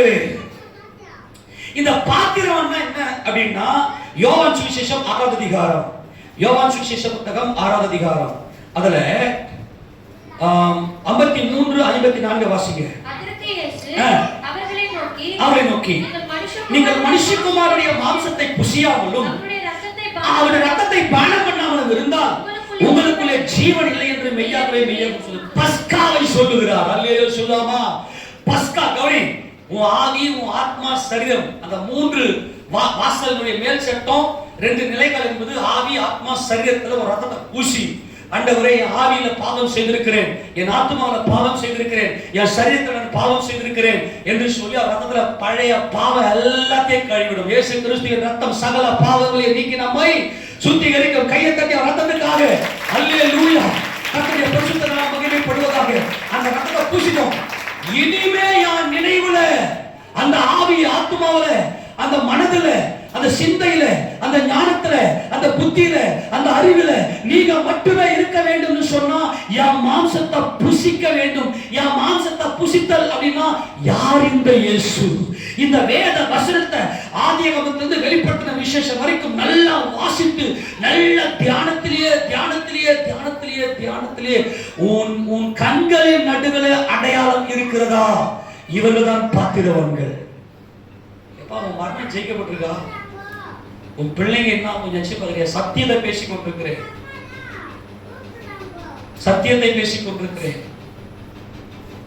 உன் கண்களின் நடுவே அடையாளம் இருக்குது. அது பாருங்க, சில பேர் நினைச்சு ஒரு சில காரியம் சிந்திச்சு மயக்கப்படுவாங்க. பாத்தீங்களா? ஐயோ பிச்சுக்குது. இந்த ஆவி எல்லாம் ஒண்ணு சேரு இங்க வந்து என்ன பண்ணும்? இங்கதான் வந்து மாம்சம் வந்து வேலை செய்யுது, மாம்சம் வேலை செய்யுதுதான். அப்ப இன்னைக்கு நம்ம திருவிருந்து எடுக்கிறோமே, இது அர்த்தம் என்னப்பா? நான் இரவும் பகலும் உங்க நினைப்பிலேயே இருந்த ஆண்டவரே, உங்க மகிமையே நான் சிந்தனை வைத்த ஆண்டவரே. உன் பிள்ளைய காப்பாத்திடலாம். நீ ஆட்டோமேட்டிக்கா உன்னால சும்மா உன் பிள்ளை செய்யற ஒவ்வொரு அசைவும் பிள்ளை நீ உனக்கு என்ன டிவி கொடுத்துட்டு ஓடுது தெரியல. உனக்கு பாவத்துக்கும் பரிசுத்தத்துக்கும் வித்தியாசம் தெரியல. ஆனா சத்தியமா சொல்றேன், நீ சபையில் இருக்கலாம், அன்பாய் சொல்லுகிறேன், அவர் உறவை தேடி வந்திருக்கிறார். நீ எத்தனை கேன்சர்ல வந்தாலும், எவ்வளவு பேய் பிசாசு, எத்தனை பில்லி சூரிய மந்திர கட்டல வந்தாலும் இயேசு நாமத்துல போனா போயிடும். ஆனா பரலோகம் போக மாட்டேன். நீ இந்த மரணத்தை நீ சுமந்து ஆகணும். உன் சந்ததிய ஆதாமுடைய பாவத்தை முதற்கொண்டு சுமந்து ஆகணும். உன் பிள்ளைங்களும் அவ்வளவுதான். அப்ப என்ன சொல்றேன்னா, உன் கையில அடையாளம்னா நீ செய்த ஒவ்வொரு காரியமும் இயேசு ராஜாவை மகிமைப்படுத்த வேண்டும். உன் கையில அடையாளம் என்பது நீதி செய்ய வேண்டும், தன் சகோதரனுக்கு நன்மை செய்ய வேண்டும். உன் கண்களின் நடுவே அடையாளம். உன் கையில நீ நீதி செய்யணும்னா உன் கண்களின் நடுவே உன்னுடைய சிந்தையில தேவனுடைய வசனத்தை இரவும் பகலும் அவருடைய மகிமை அந்த ஆவியாயிருக்கிற கர்த்தரையே தியானம் பண்ணினே இருக்க பாரு. அப்பதான் ஜெயம் கொள்ள முடியும். இதுதான் மனமகிழ்ச்சி கொடுக்கணும். ஒரு சந்ததியை மீட்டுக்கலாம். நீ அனுபவிக்கிற துன்பத்துக்கு எல்லாத்துக்கும் காரணம் நீதான், உன் பாவம் தான், உன் சந்ததியுடைய பாவம் தான். ஆனால் இயேசு கிறிஸ்து இன்னைக்கு வரைக்கும் அவர் கிருபை பாராட்டுகிறார். கிருபை அசட்டையா என்னாதீங்க. அவர் கொடுத்திருக்கிற நேரத்தை பயன்படுத்திக் கொள்ளுங்க. நல்லா கவனிங்க. அப்படின்னா சர்ச்சுக்கு வந்துட்டா நல்லா பரிசுத்தம் ஆயிடுவாங்களா? இயேசு ராஜா இந்த உபதேசம் சொன்னாரு, டேய் என்ன புசிக்கடா, உங்க கண்களின் நடுவே அடையாளம் என்ன வைக்கிறான்னாரு. இவனுங்களுக்கு புரியல. இவர் பஸ்காவை சொல்றாரு புரியல. இவன் தான் இந்த பஸ்கா ஆட்டுக்குன்னு தெரியல. வந்தவன் எல்லாம் சுகமானான். ஏசப்பா கிட்ட வந்த பேயாலே ஓடி போயிருச்சு, பிலி சூழ்நிலை ஓடி போயிருச்சு. ஆனா இவன் என்ன சொன்னா பாருங்களேன். வாசிக்க பார்க்கலாம், 60 வாசிக்க பார்க்கலாம். அவருடைய சீஷன் யாரவன்? சீஷன். ஆண்டவரே நீ எங்கே போறலாம் உங்க பின்பற்றி வருவேன்னு சொன்ன சீஷன். அவருடைய சீஷன் அநேகர் இவரை கேட்டபோது இது கடினமான உபதேசம், யாரு இதை கேட்பாங்கன்னு எஸ்கேப் ஆயிட்டான். பாரு, சர்ச்சுக்கு வருவோம், எங்களுக்கு நல்லா இருக்கணும்னு ஜெபம் பண்ணு, பைபிள் வாசி, நீதி செய்யணும் சொல்லாத, பைபிள் தியானம் பண்ண சொல்லாத. கவனி ப்ளீஸ். உன் கண்களின் நடுவே உனக்கு ஞாபகக்குறியா இருக்குமே ஆனால், உன் கண்களின் நடுவே ஞாபகக்குறியா இருக்குமே ஆனால் உன் பிள்ளைக்கு நீ போதிப்ப. எல்லாம் போதிக்க மாட்டேன். அவன் சேர தப்பு, அவன் சேர பாவம் எல்லாம் உனக்கு தெரியாது. கத்திரிக்காய் காய்ச்சி அது கடற்கரைக்கு வந்த பிற்பாடு தான் ஐயோ அம்மா வயிற்றுல வாயில அச்சுக்குது, ஆண்டவரே என்ன கைவிட்டியேன்னு. அவர் என்னைக்குமே கைவிடாத கர்த்தர். ஆமெனா. அவர் கிருபை உள்ள தேவன், அவர் இரக்கமுள்ள கர்த்தர். நீ மனம் திரும்பு, நீ பாவின்னு ஒத்துக்கோ. பாவின்னு ஒத்துக்கணும்னா எதுக்கு ஊர் சிந்தனையில நீ வாழ? நீ இந்த மரணத்தை விட்டு ஜெயிச்சது உண்மைனா எதுக்கு ஊர் யோசனை? எதுக்கு உன் சுயபுத்தி எதுக்கு? அப்போ உன் கண்களின் நடுவே ஞாபகக்குறினா அவரே இரவும் பகலும் அவரே. அநேக பேர் ஓடி போயிட்டு இன்னைக்கு சபையில உட்கார்ந்து எல்லாம் எப்படி பயங்கர பக்தியா டிவி முடிச்ச டிவியை போட்டு உன்னால கொஞ்ச நேரம் மொபைல் கீழே வைக்க முடியுமா? உன் பிள்ளையால மொபைல் கீழே வச்சுட்டு எதனா பண்ண முடியுமா? ஒரு கையில வச்சுனே சுத்துவான். என்னத்த பண்ண? அதுதான் இப்ப என் பசங்க எல்லாமே பிஎஸ்எல். அது சுத்து இப்போ நிறைய சுத்தா போகுது. யாருக்குமே நாடு நூற்றமா மட்டும் யார்கிட்ட இல்லை. மீதி பேருக்குலாம் இப்ப ரெபேக்காவுக்கு ஜீவதாளுக்கு பிராங்க எல்லாருமே பிஎஸ்எல். உன்னை கான்டாக்ட் பண்றதுக்கு மட்டும் வச்சுக்க. ஆனா அதுலயும் பிள்ளை நம்ம பிள்ளை பூந்து விளையாடுவோம் இல்லையா? எல்லாம் வழியெல்லாம் இருக்கும். ஆண்டவர் மத்தவர் ஜோமனி கொண்டிருக்கிற கர்த்தர் பெரியவர், அவர் இரக்கமுள்ள தேவன். என்ன பண்ணுவான்? காத்துல பார்த்தோம் கிடப்பான். இப்பெல்லாம் விட்ட நல்லா தெரியல நினைக்கிறேன். சரி, கர்த்தர் நல்லவர். அநேகவர் பின்னாங்கி போயிட்டா. எதுக்கு பின்னாங்கி போயிட்டான்? அவர் சிந்தனை சாப்பிட்றான்னு அந்த பஸ்காவை புசிதான். புசித்தல் என்னது? தியானித்தல். இரவும் பகலும் வசனத்தை இயேசுவை மட்டும் தியானம் பண்ணி இயேசு அந்த பஸ்காவை புசி. உன்னுடைய நினைவுல கொண்டு வா. உன்னுடைய இந்த இந்த இந்த இந்த நினைவுல என் நினைவுகள் உங்கள் நினைவுகள் அல்ல, உங்கள் வழிகள் என் வழிகள் அல்ல என்று கர்த்தர் உங்கள் வாழ்க்கையை பத்தி பேசிக் கொண்டிருக்கிறேன். நல்லா உட்கார்ந்து ஆக்டிவா கேளுங்க. உபாகமத்தின் புத்தகம், சரி, அந்த வசன வாசிக்கும், இது வாசிக்கும். 63 வாசிக்கலாம். இதே அதிகாரம் 63. ஆவியே உயிர்ப்பிக்கிறது, மாம்சமானது ஒன்றுக்கும் உதவாது. நான் உங்களுக்கு சொல்லுகிற வசனங்கள் ஆவியாயும் ஜீவனாயும் இருக்கிறது. எது உனக்கு ஜீவன்? எப்பா நீ சோத்துனா ஜீவன் வருதுல்ல, அது ஒரு நாள் மண்ணுக்கு போயிடும். ஆனா வசனத்தை உன் கண்களுக்கு நடுவே கொண்டு வந்து தியானிப்ப பாத்தியா, அது உனக்கு ஜீவன். நீ செஞ்ச அத்தனையும் தலைமையில உன் பிள்ளைங்க தலைமையில நிற்கும். இன்னைக்கு பிள்ளைங்களுக்கு திடீர்னு வந்து வியாதி, பிள்ளைங்க பாதி வயசு நிறைய பசங்க போயிட்டு பாத்தீங்களா? அது காரணம் என்ன? இந்த சாபம் வந்து பழிவாங்க. ஆனா நம்மளா பாக்கியவான்கள். அல்லேலூயா. பஸ்காவை புசித்திருக்கிறோம். புசித்திருக்கிறோம் என்பது கிறிஸ்து இயேசுவின் நினைவிலேயே வாழ்வது. அவர்தான் ஜீவன். இந்த வசனம் தான் ஜீவன். இந்த வசனம் தான் உனக்கு ஜீவனை உண்டாக்கும். எழுதி வச்சுக்க. நீ வசனத்தை தியானிக்கணும். இந்த பாத்திரம் உனக்கு இருந்துச்சுன்னா, அப்படிப்பட்ட பாத்திரம் உன் பிள்ளை இருந்துச்சுன்னா, ஊழியக்காரர் சொல்ற ஒவ்வொரு வசனத்துக்கும் நடுங்கும் பிள்ளைங்க. அப்படியே உட்கார்ந்து ஆசீர்வாதம் அப்படியே தங்கும். அந்த பாத்திரம் விரிவடைய விரிவடைய எல்லா ஆசீர்வாதம் அந்த பிள்ளைங்க தலைமை தங்கும். நீயே ஒன்றும் பாத்திரம் மாறலையே. உன் குடும்ப சபை நடக்குதா? உன் வீட்டுல குடும்ப சபை நடக்குதா? உன் தனிப்பட்ட பைபிள் தியானம் இருக்குதா? பைபிள் வாசிப்பு இருக்குதா? உன் பிள்ளைங்க பைபிள் வாசிச்சாங்களா? வேலை வேலை வேலை சும்மா கட்டி அப்படியே பெருசா பில்டப் பண்ணிருக்கு. நான் பெரிய வேலைக்காரிங்க, ஏதோ குடும்ப கஷ்டத்துக்கு வேலைக்கு போற. குடும்பத்தை முதல்ல பாரு. குடும்பத்தை விட்டு நீ வேலைக்கு போய் என்ன பிரயோஜனம்? உன் பிள்ளை எங்க போய் நாசமா போகுது. பாரம்பரிய நீ அது எப்படின்னா எங்கேயா கெட்டு போட்டோம். மிருகத்தை விட கேவலம். அது எப்படின்னா போட்டோம். இது சினிமா ஸ்டேட்டஸ் போடுறது. வாட்ஸ்அப்ல சினிமா ஸ்டேட்டஸை போட்டு கண்ட கண்ட கருமை எவனோ ஒரு நல்ல வாக்கிங்ல எழுதி வைப்பான். அப்படியே பழமொழி அதெல்லாம் தூக்கி ஸ்டேட்டஸ் போடுறது. வசந்த விட்டுரும். அதெல்லாம் ரொம்ப இருக்குது. கழுதை கட்டா குட்டி சோறு அதை எடுத்து போட்டு வச்சிருக்கோம். இவன் குட்டி சோறா போவான். கழுதை கற்பூர வாசனம் போட்டு வச்சிருப்பான். அதை எடுத்து ஸ்டேட்டஸ் போட்டு வச்சிருப்பான். இவன் குட்டி சோறா போயிடுவாங்க. தெரியல இன்னைக்கு நம்ம என்ன பண்றோம் அது அப்படியே நடக்கும். ஆக உன் கண்களின் நடுவே ஞாபகக்குரிய வைக்க கடந்து என்று சொல்வது அதுதான் அவரை புசிக்கிற புசித்தல். இதை எச்சரிக்கை. உன் கண்களிலே ஞாபகக்குறி அப்படின்னா வசனத்தை, இயேசு கிறிஸ்துவை இரவு பகல தியானிக்கிற நீ பாத்திரமா இருக்கிற. உன் வீட்டுக்கு வந்து ஜெபம் பண்ணும் போது மரணம் வெளியே போயிடும். உன் பிள்ளைங்க நல்லா இருப்பாங்க.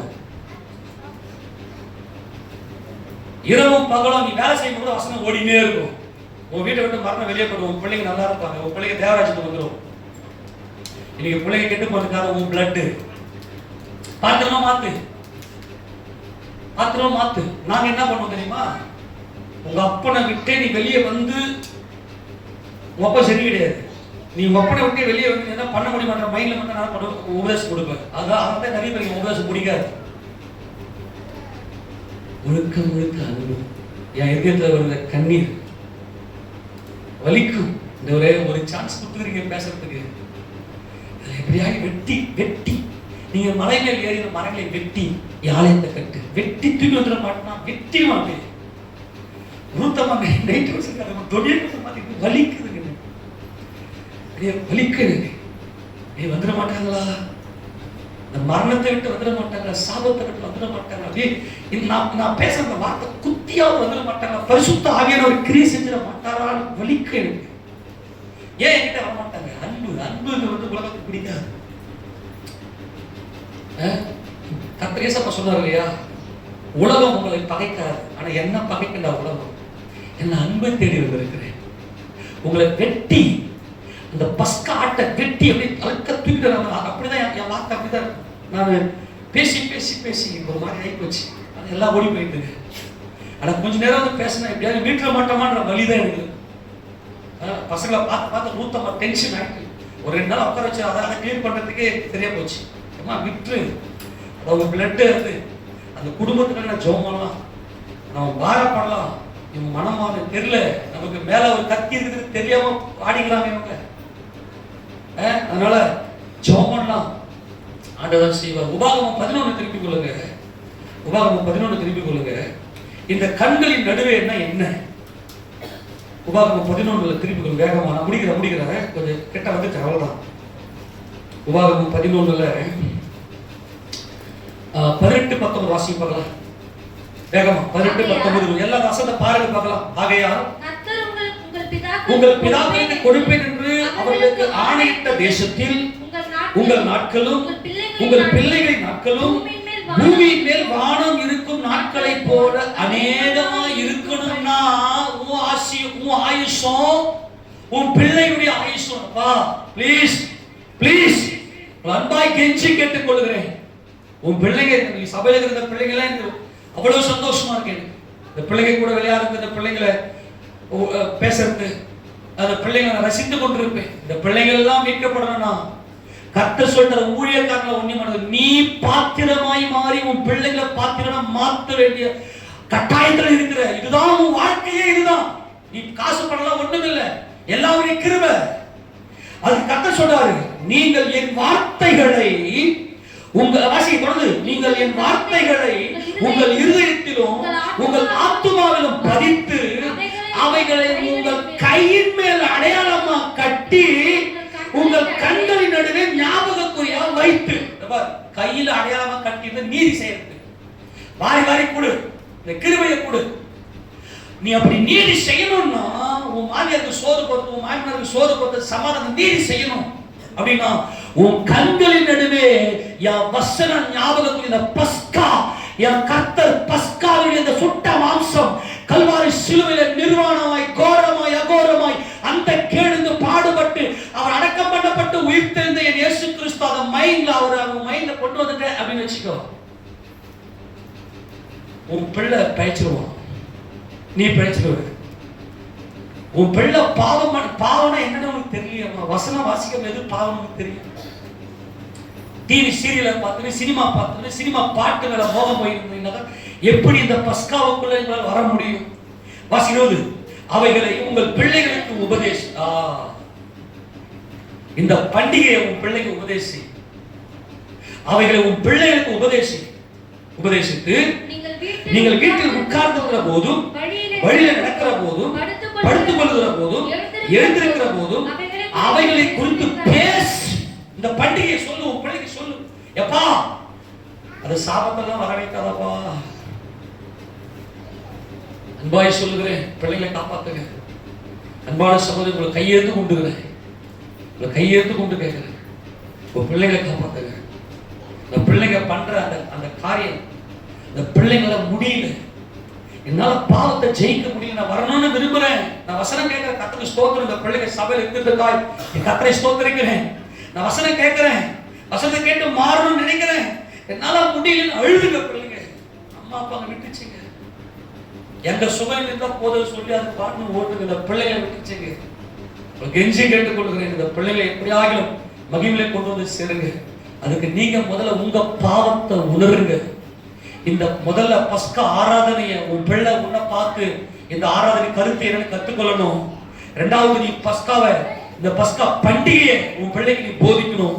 மூன்றாவது, யாத்திராகம புத்தகம் 13வது அதிகாரம் நான் வாசிக்கிறேன், வேகமா வாசித்து முடிக்க போறோம். 12வது வசனத்தை வாசிக்கிறேன். கர்ப்பம் திறந்து பிறக்கும் அனைத்தையும், உனக்கு இருக்கும் மிருக ஜீவன தலை ஈற்று அனைத்தையும் கர்த்தருக்கு ஒப்பு கொடுப்பாயாக. அவைகள் உள்ள ஆண்கள் கர்த்தருடையவைகள். என்ன வித்து இருக்குது. கழுதையின் தலையீற்றை எல்லாம் ஒரு ஆட்டுக்குட்டியால் மீட்டுக் கொள்வையாக. மீட்காவிட்டால் அதன் கழுத்தை முறித்து போடு. உன் பிள்ளைகளில் முதல் பேரான சகல நரஜீவனையும் மீட்டுக் கொள்வாயாக அப்படின்னு சொல்லிட்டு, பிற்காலத்தில் உன் குமாரன் இது என்ன என்று உன்னை கேட்டால், எல்லா முதற் பேரும் நீ சம்பாதிக்கிற மட்டும் முதற் பேரு அல்ல, உனக்குள்ள வரக்கூடிய அத்தனை இது சர்ச்சுக்கு, இது தேவனுக்கு, இது இயேசு ராஜாவுக்கு, எல்லாவற்றையும் இந்த ஃபஸ்பானை எடுத்து செய். உன் பிள்ளை இது என்னன்னு கேட்டா, இதெல்லாம் எல்லாம் உன் சந்ததிக்காக கர்த்தர் பேசுறாரு. தேவனுக்கு சந்ததி தேவை, தேவனுக்கு சந்ததி தேவை. உன் பிள்ளை இது என்னன்னு கேட்டா, உன் பிள்ளை இது என்னன்னு கேட்டா, இது என்னப்பா முதற் பேரெல்லாம் கொடுக்குறீங்க? இந்த முதற் பேர் எல்லாம் என் கர்த்தர், இஸ்ரவேல்ல இருக்கிற முதற் பேர்ல என் கர்த்தர் காப்பாற்ற. வாசிக்கலாம். பிற்காலத்தில் உன் குமாரன் இது என்ன என்று கேட்டால், நீ அவனை நோக்கி, கர்த்தர் எங்களை பலத்த கையினால் அடிமைத்தனை வீடாக்கி எகிப்திலிருந்து புறப்பட பண்ணினால் எங்களை விடாதபடிக்கு. எல்லாம் சொல்லுங்க பாருங்க, எங்களை விடாதபடிக்கு. எத்தனையோ தரம் சர்ச்சைக்கு வரணும்னு நினைச்சேன், உன்னால முடிஞ்சுதா? சர்ச்சைக்காவது போயிடலாமான்னு நினைச்சேன், உன்னால முடிஞ்சுதா? அதுலயும் ஜீவவாசல் ஜப வீட்டுக்கு போலாமா போகக்கூடாதா, போலாமா ஊசல் ஆடிக்கணும். மதில் மேல இருக்கிற பூனையா போனா அவன் ஏடாகூடமா திட்டுவான், டைரக்டா நிக்க வச்சு பேசுவான். ஓ இங்க பண்ணாத அங்க இங்க போவது அங்க போவது, இதை செய்யறது அதை செய்யாத. அவன் பார்வோன் உன்னை விடல, நீயா வரல. ஆமென் சொல்லுங்க பார்க்கலாம், நீயா வரல. முதற் சில பேர்லாம் அடுத்த வாரிசு சாகணும். நிறைய பேர் தலைச்சா பிள்ளை எல்லாம் செத்து போயிருக்கும். அடுத்த வாரிசு, இந்த அடுத்த வாரிசு எல்லாம் செத்து போயிருக்கும். அது கிறிஸ்துவுக்கு ஈக்குவல். அது நிறைய குடும்பங்களை பாருங்களேன், இந்த தலைச்சவங்க எல்லாம் செத்து போய் அந்த குடும்பத்துல பட்ட அந்த வேதெல்லாம் பார்த்து அந்த இளைய மகனை எல்லாம் ஆண்டவர் எப்படியோ கிருபை வச்சு தூக்கிடுவார். ஏன் வந்து நிறைய வீட்டுல வந்து அதாவது தலைச்சன் பிள்ளைகள் அது நிறைய நகைச்சு இருக்குங்க. எல்லா வீட்டுல இருந்து பாருங்க. ஆக்சுவலா தலைச்சன் பிள்ளைகள் எல்லாம் அந்த குடும்ப சாபம் எல்லாம் அங்கதான் நிற்கும். இந்த பார்வதி தலை ஈற்று இதுல நிறைய ரகசியம் இருக்கு. கர்த்தர் வேதம் பார்க்க மாட்டாரு, ஆனா இதை புரிந்து கொள்ள வேண்டாம். ஆனால் கர்த்தர் உங்களை தொற்றுகிறார். அவன் விடல. உங்களால மரணம் எப்படி உன்னை விட்டுரும்? மரணம் உன்னை விடுமா? மரணம் உன்னை விடுமா? மரணம் உன்னை விடுமா? எங்களை விடாதபடிக்கு நல்ல மைண்ட்ல வச்சுக்கணும். எங்களை விடாதபடிக்கு முதல்ல ஆராதனையை உன் பிள்ளை பார்த்து உன்னை கேட்கணும்.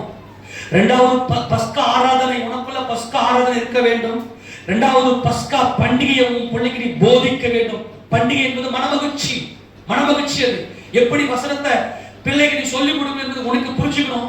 மூன்றாவதாக இந்த தலையீற்றை சொல்லும் போது நாங்கள் மரணத்தை ஜெயித்தோம் என்கின்ற ஜெயகம்பீரம் பாட வேண்டும், ஜெயகீதம் பாட வேண்டும். அந்த ஜெயகீதம் தான் கர்த்தருக்கு அந்த முதற் பலனை கொடுப்பது. நீங்க இது வந்து ஆராதனைங்க கொடுக்கிறது. எல்லா தலையீற்றும் யாக்கோபு பொருத்தனை பண்ணுகிறார். ஆண்டவரே எனக்கு தரும் எல்லாவற்றிலும் தசமபாகம் என்பது அவர்தான் தலையீற்று, அவர்தான் சர்வ சிருஷ்டிக்கு முந்தின பேரு என்கின்ற ஆராதனை. இது மூன்றுமே நம்முடைய வாழ்க்கையில இருந்து அந்த பிள்ளைகளுக்கு கொண்டு வந்துட்டீங்கன்னா உங்களுக்கு ஜீவன் வந்துருச்சு. எங்களை விடாதபடிக்கு பார்வோம், எங்களை விடாதபடிக்கு பார்வோம். அந்த மரணம் எங்களை சாகடிப்போம் என்று, எங்கள் வம்சத்தை சாகடிக்கும் என்று, எங்கள் குடும்பத்தை சாகடிக்கும் என்று ஏசாயா நம்ம உயிரோடு எழுப்ப போறாரு. ஆமெனா? எல்லாரும் உயிரோடு எழுப்ப போறாரு. உயிரோடு இருக்கிற நாம மரணத்தை காணாம அப்படியே மேல போறோம். அதுக்கு இந்த மூன்று ஆராதனையும் நம்முடைய வாழ்க்கையில் இருக்க வேண்டும். பார்வோன் எங்களை விடல, மரணம் எங்களை விடல, கர்த்தர் எங்களை தேடி வந்தார். கையை தட்டி நல்ல மகிமை செலுத்துவோம். பார்வோன் எங்களை விடல, பார்வோன் எங்களை விடலப்பா, பார்வோன் எங்களை விடல. இந்த தலைச்சங்களை சங்கரிக்கப்பட்டிருக்க வேண்டும். தேவ நீதிப்படி நீ செத்திருக்கா என் மகனே, என் மகனே நீ செத்திருக்கா, எனக்கு வம்சம் இல்லாம போயிருக்கணும்டா. ஆனா என் கர்த்தர் என்னை தேடி வந்து என் வம்சத்தை பெருக பண்ணியிருக்கிறார். அல்லேலூயா. நினைச்சு பாருங்க, உங்க குடும்பத்துல நினைச்சு பாருங்க. எத்தனை பேர் செத்து இருக்கிறாங்க, எத்தனை பேர் குழந்தை எல்லாம் செத்து இருக்கிறாங்க. ஆனா நீ பிள்ளை இருக்குது அப்படின்னா அது என் கர்த்தருடைய கிருபை. மரணம் ஜெயமாக விழுகப்பட்டிருக்கிறது. ஆமென் சொல்லாமா? எங்களை விடாதபடிக்கு, எங்களை விடாதபடி எவ்வளோ போராடணும், பெருமூச்சு விட்டோம், அழுதோம், கூக்குரலிட்டோம், எங்களை விடலை இந்த மரணம். ஆனால் மரணத்துக்கு அதிக பிசாசானவனை தம்முடைய மரணத்தினாலே இந்த பஸ்கா அழித்து, அவர் ஏன் மாம்சத்தோட ரத்தத்தோட பிறந்தார்? என் உடம்புல வர்ற இந்த ரத்தத்தை மீட்கிறதுக்காக. அல்லேலூயா. இப்ப இனிமே இந்த மூச்சை பெருமைப்படுத்தாதீங்க, இயேசு ராஜாவை மகிமைப்படுத்துங்க. ஏன்னா மாம்சமும் ரத்தமும் தேவராஜ்யத்தை சுதந்திரிக்காது. இயேசு ராஜாவை பெருமைப்படுத்து. சகோதர சிநேகமா ஐக்கியமா சபையில் எங்களை, இந்த எங்களை என்பதுதான் சபை. நாங்கள் இஸ்ரவேலர்கள். சபையில சகோதர சிநேகம் பெருக வேண்டும். யாருக்கு கசப்பு இருந்துச்சுன்னா உனக்குள்ள பஸ்கா அனுபவம் இல்லை. எல்லாரும் சகோதர சிநேகமா பழகுங்க. எங்களை விடாதபடிக்கு பார்வோன் கடினப்பட்டிருக்கும் போது கர்த்தர் எகிப்து தேசத்தில் மனிதரின் தலைப்பிள்ளை முதல் மிருக ஜீவன் தலை ஈற்றுகள் வரைக்கும் உண்டாயிருந்த முதற் பேர்கள் யாவையும் கொன்று போட்டார். ஆகையால் கர்ப்பத்திலிருந்து பிறக்கும் ஆணை எல்லாம் நான் கர்த்தருக்கு பலியிட்டு என் பிள்ளைகளின் முதற் பேரான அனைத்தையும் மீட்டுக் கொள்ளுகிறேன். அல்லேலூயா. நீங்க காணிக்கை தசம பாகங்கள் அந்த மற்ற காரியங்கள் கொடுக்கும் போது உங்க பிள்ளைகளை நீங்கள் மீட்டுக் கொள்ளுகிறீர்கள். அது உங்களுக்கு புரியல. இது ஆராதனை, இது கட்டாயம் அல்ல. நான் மறுபடியும் சொல்றேன். இப்ப நான் தசம பாக காணிக்கை பத்தில நிறைய பேசுறது வந்து நோக்கம் வந்து தியாலஜி பேசிக் கொண்டிருக்கிறேன். நீங்க கட்டாயமா கொடுத்தாங்கன்னு யாருக்கும் சொல்லல. உன் பிள்ளைங்களுக்கு அந்த சாபம் வந்து தாக்காம இருக்கணும்னா யாம் பலன், அது பார்வோன். நான் சம்பாதிச்சு என் பிள்ளைங்களுக்கு என் பேர பிள்ளைங்களுக்கு கொடுக்கிறேன்னா சாபம் வந்து சேருவாங்க. அப்ப நீ மீட்டுக் கொள்ளணும்னா அந்த முதற் பலனை கொடுத்து தேவனை ஆராதிக்க வேண்டும். அவன் எங்களை விடல. கர்த்தருடைய மரணத்தினாலே நாங்கள் விடுதலையாக்கப்பட்டிருக்கிறோம்.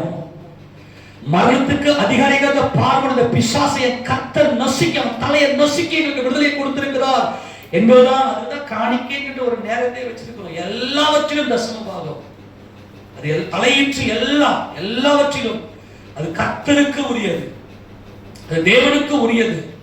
வாசி தொடர்ந்து 16. கர்த்தர் எங்களை பலத்த கையினால் எகிப்திலிருந்து புறப்பட பண்ணினதற்கு இது உன் கையில அடையாளமாகவும் உன் கண்களின் நடுவே ஞாபகம் புரியாமல் இருக்க கடவுள் என்று அவனுக்கு சொல்லி விடுறா. நல்லது ஆரம்பத்தில் சொல்லி யாருமே காணிக்கை நேரத்துல காணிக்கை பெட்டிட்டு வராம நிக்காதீங்க. பலிபீடத்தை வந்து டச் பண்ணுங்க, தொடுங்க. இதெல்லாம் ஸ்பிரிச்சுவலா இருக்கு. இதெல்லாம் இப்போ இது வந்து பழைய ஏற்பாட்டு காலம். அது வந்து பழைய ஏற்பாட்டு காலம் முடிஞ்சிச்சுன்னு அவனா சொன்னான்னா எதுவுமே பேசாதீங்க, போய் சாவலான்னு விடுங்க. அவன்லாம் குருடா, அந்த ரகசியம் தெரியல. கிறிஸ்துவுக்குள்ள கர்த்தர் எதை நிறைவேற்றி முடித்தார், எதை நம்ம செய்ய வேண்டும் ரகசியம் தெரியல. இந்த 3 லா இருக்குது, நியாயப்பிரமாணம், அதெல்லாம் என்னன்னு தெரியல. அப்போ உன் பிள்ளைகளுக்கு இந்த முதற் பேரை குறித்து சொல்லி கொடுத்து எல்லாவற்றிலும் கர்த்தருக்கு கொடுக்கக்கூடிய அந்த ஆராதனை வந்துச்சுன்னா அவன் பயப்படுவான். ஆட்டோமேட்டிக்கா அவன் ஜீன்ல, அவன் டிஎன்ஏல வார்த்தை வந்து உட்கார்ந்துற. வார்த்தையை சொல்லிவிட்டு வார்த்தையை ஒரு சிந்தனையில வச்சுக்கோன்றாரு. உடைய இந்த இப்ப நம்மளால என்ன பண்ணுவாங்கன்னா பொட்டு வைப்பாங்க பாத்தீங்களா, சவப்பு கலத்துக்கு பொட்டு வச்சு நாங்கெல்லாம் அப்படிதான் கர்த்தரை ஏமாத்துறது. எல்லாமே உலகத்தில் நடக்கிற எல்லாமே பைபிளுக்கு அப்படியே அகைன்ஸ்டா, பைபிள் சொல்லும் ஸ்பிரிச்சுவலா, அது அப்படியே அகைன்ஸ்டா பண்ணும். அதே மாதிரி உன் கையில அடையாளம், சவப்பு கயிறு எடுத்து கையில கட்டிக்கிட்டு, இல்லை அண்ணா கயிறு கட்டிக்கிட்டு இடுப்புல ஒரு கச்சை கட்டிக்கணும் அப்படின்னு அண்ணா கயிறு எல்லாமே பார்த்தீங்கன்னா பைபிளை சொல்லப்பட்டதுதான். எல்லாம் வசனத்தை டூப்ளிகேட் பண்ணி கர்த்தரை வந்து நக்கல் பண்றது. இந்த மாதிரி பொட்டு வச்சுக்கணும் பாத்தியா, வசனத்தை தியானம் பண்றா, பஸ்காவை இயேசுவை தியானம் பண்ற, இல்ல பொட்டு வச்சு பாத்தியா. ஏன் கிறிஸ்துவ பொட்டு எடுக்கிறாங்க தெரியுமா? ஏன் பொட்டு வைக்க மாட்டாங்க? நாங்கள் எங்கள் ராஜாவை உள்ளே கொண்டு வந்து வைத்து விட்டோம். ஆமேனா, நாங்கள் கர்த்தரை ஏமாத்தல. இந்த நியாயப்பிரமாண சுயநீதி என்பது அப்படியே ஏமாத்துறது. ஆக இதையெல்லாம் உன் பிள்ளைகளுக்கு சொல்லி கொடுத்து இந்த மரணத்திலிருந்து மீட்கப்பட்ட ஜீவனை பெற்றுக்கொள். எல்லாமே கிருபையில தான் அடங்கி இருக்கிறது. அந்த கிருபையை பற்றி கொள்ளுங்கள். கிருபையை நோக்கி பார்த்துட்டனா உன்னை குறித்த தேவன் ஒரு தடை இல்லாம அத்தனையும் தேவன் செய்ய வல்லவர். ஆமென் சொல்லாமா? உன் மாம்சத்துல யோசனை பண்ணாத, அவர் சமூகத்துல போய் அப்பா கிருபைப்பான போய் நில்லு. கடைசி வசனத்தை வாசித்து முடிக்கலாம். சங்கீதம் 13:5 வாசிங்க. சங்கீதம் 13:5. இந்த கிருபையில தான் எல்லாமே அடங்கி இருக்குது. வாசிக்க பார்க்கலாம். நான் உம்முடைய கிருபையின் மேல் நம்பிக்கையா இருக்கிறேன். ரட்சிப்பினால் என் இருதயம் கலிகூரும். எல்லாம் முழங்கால் படியிட்டு அப்பா நாங்கள் உம்மை மகிமைப்படுத்துகிறோம் ஆண்டவரே. நான் உம்முடைய கிருபையின் மேல் நம்பிக்கையா இருக்கிறேன்.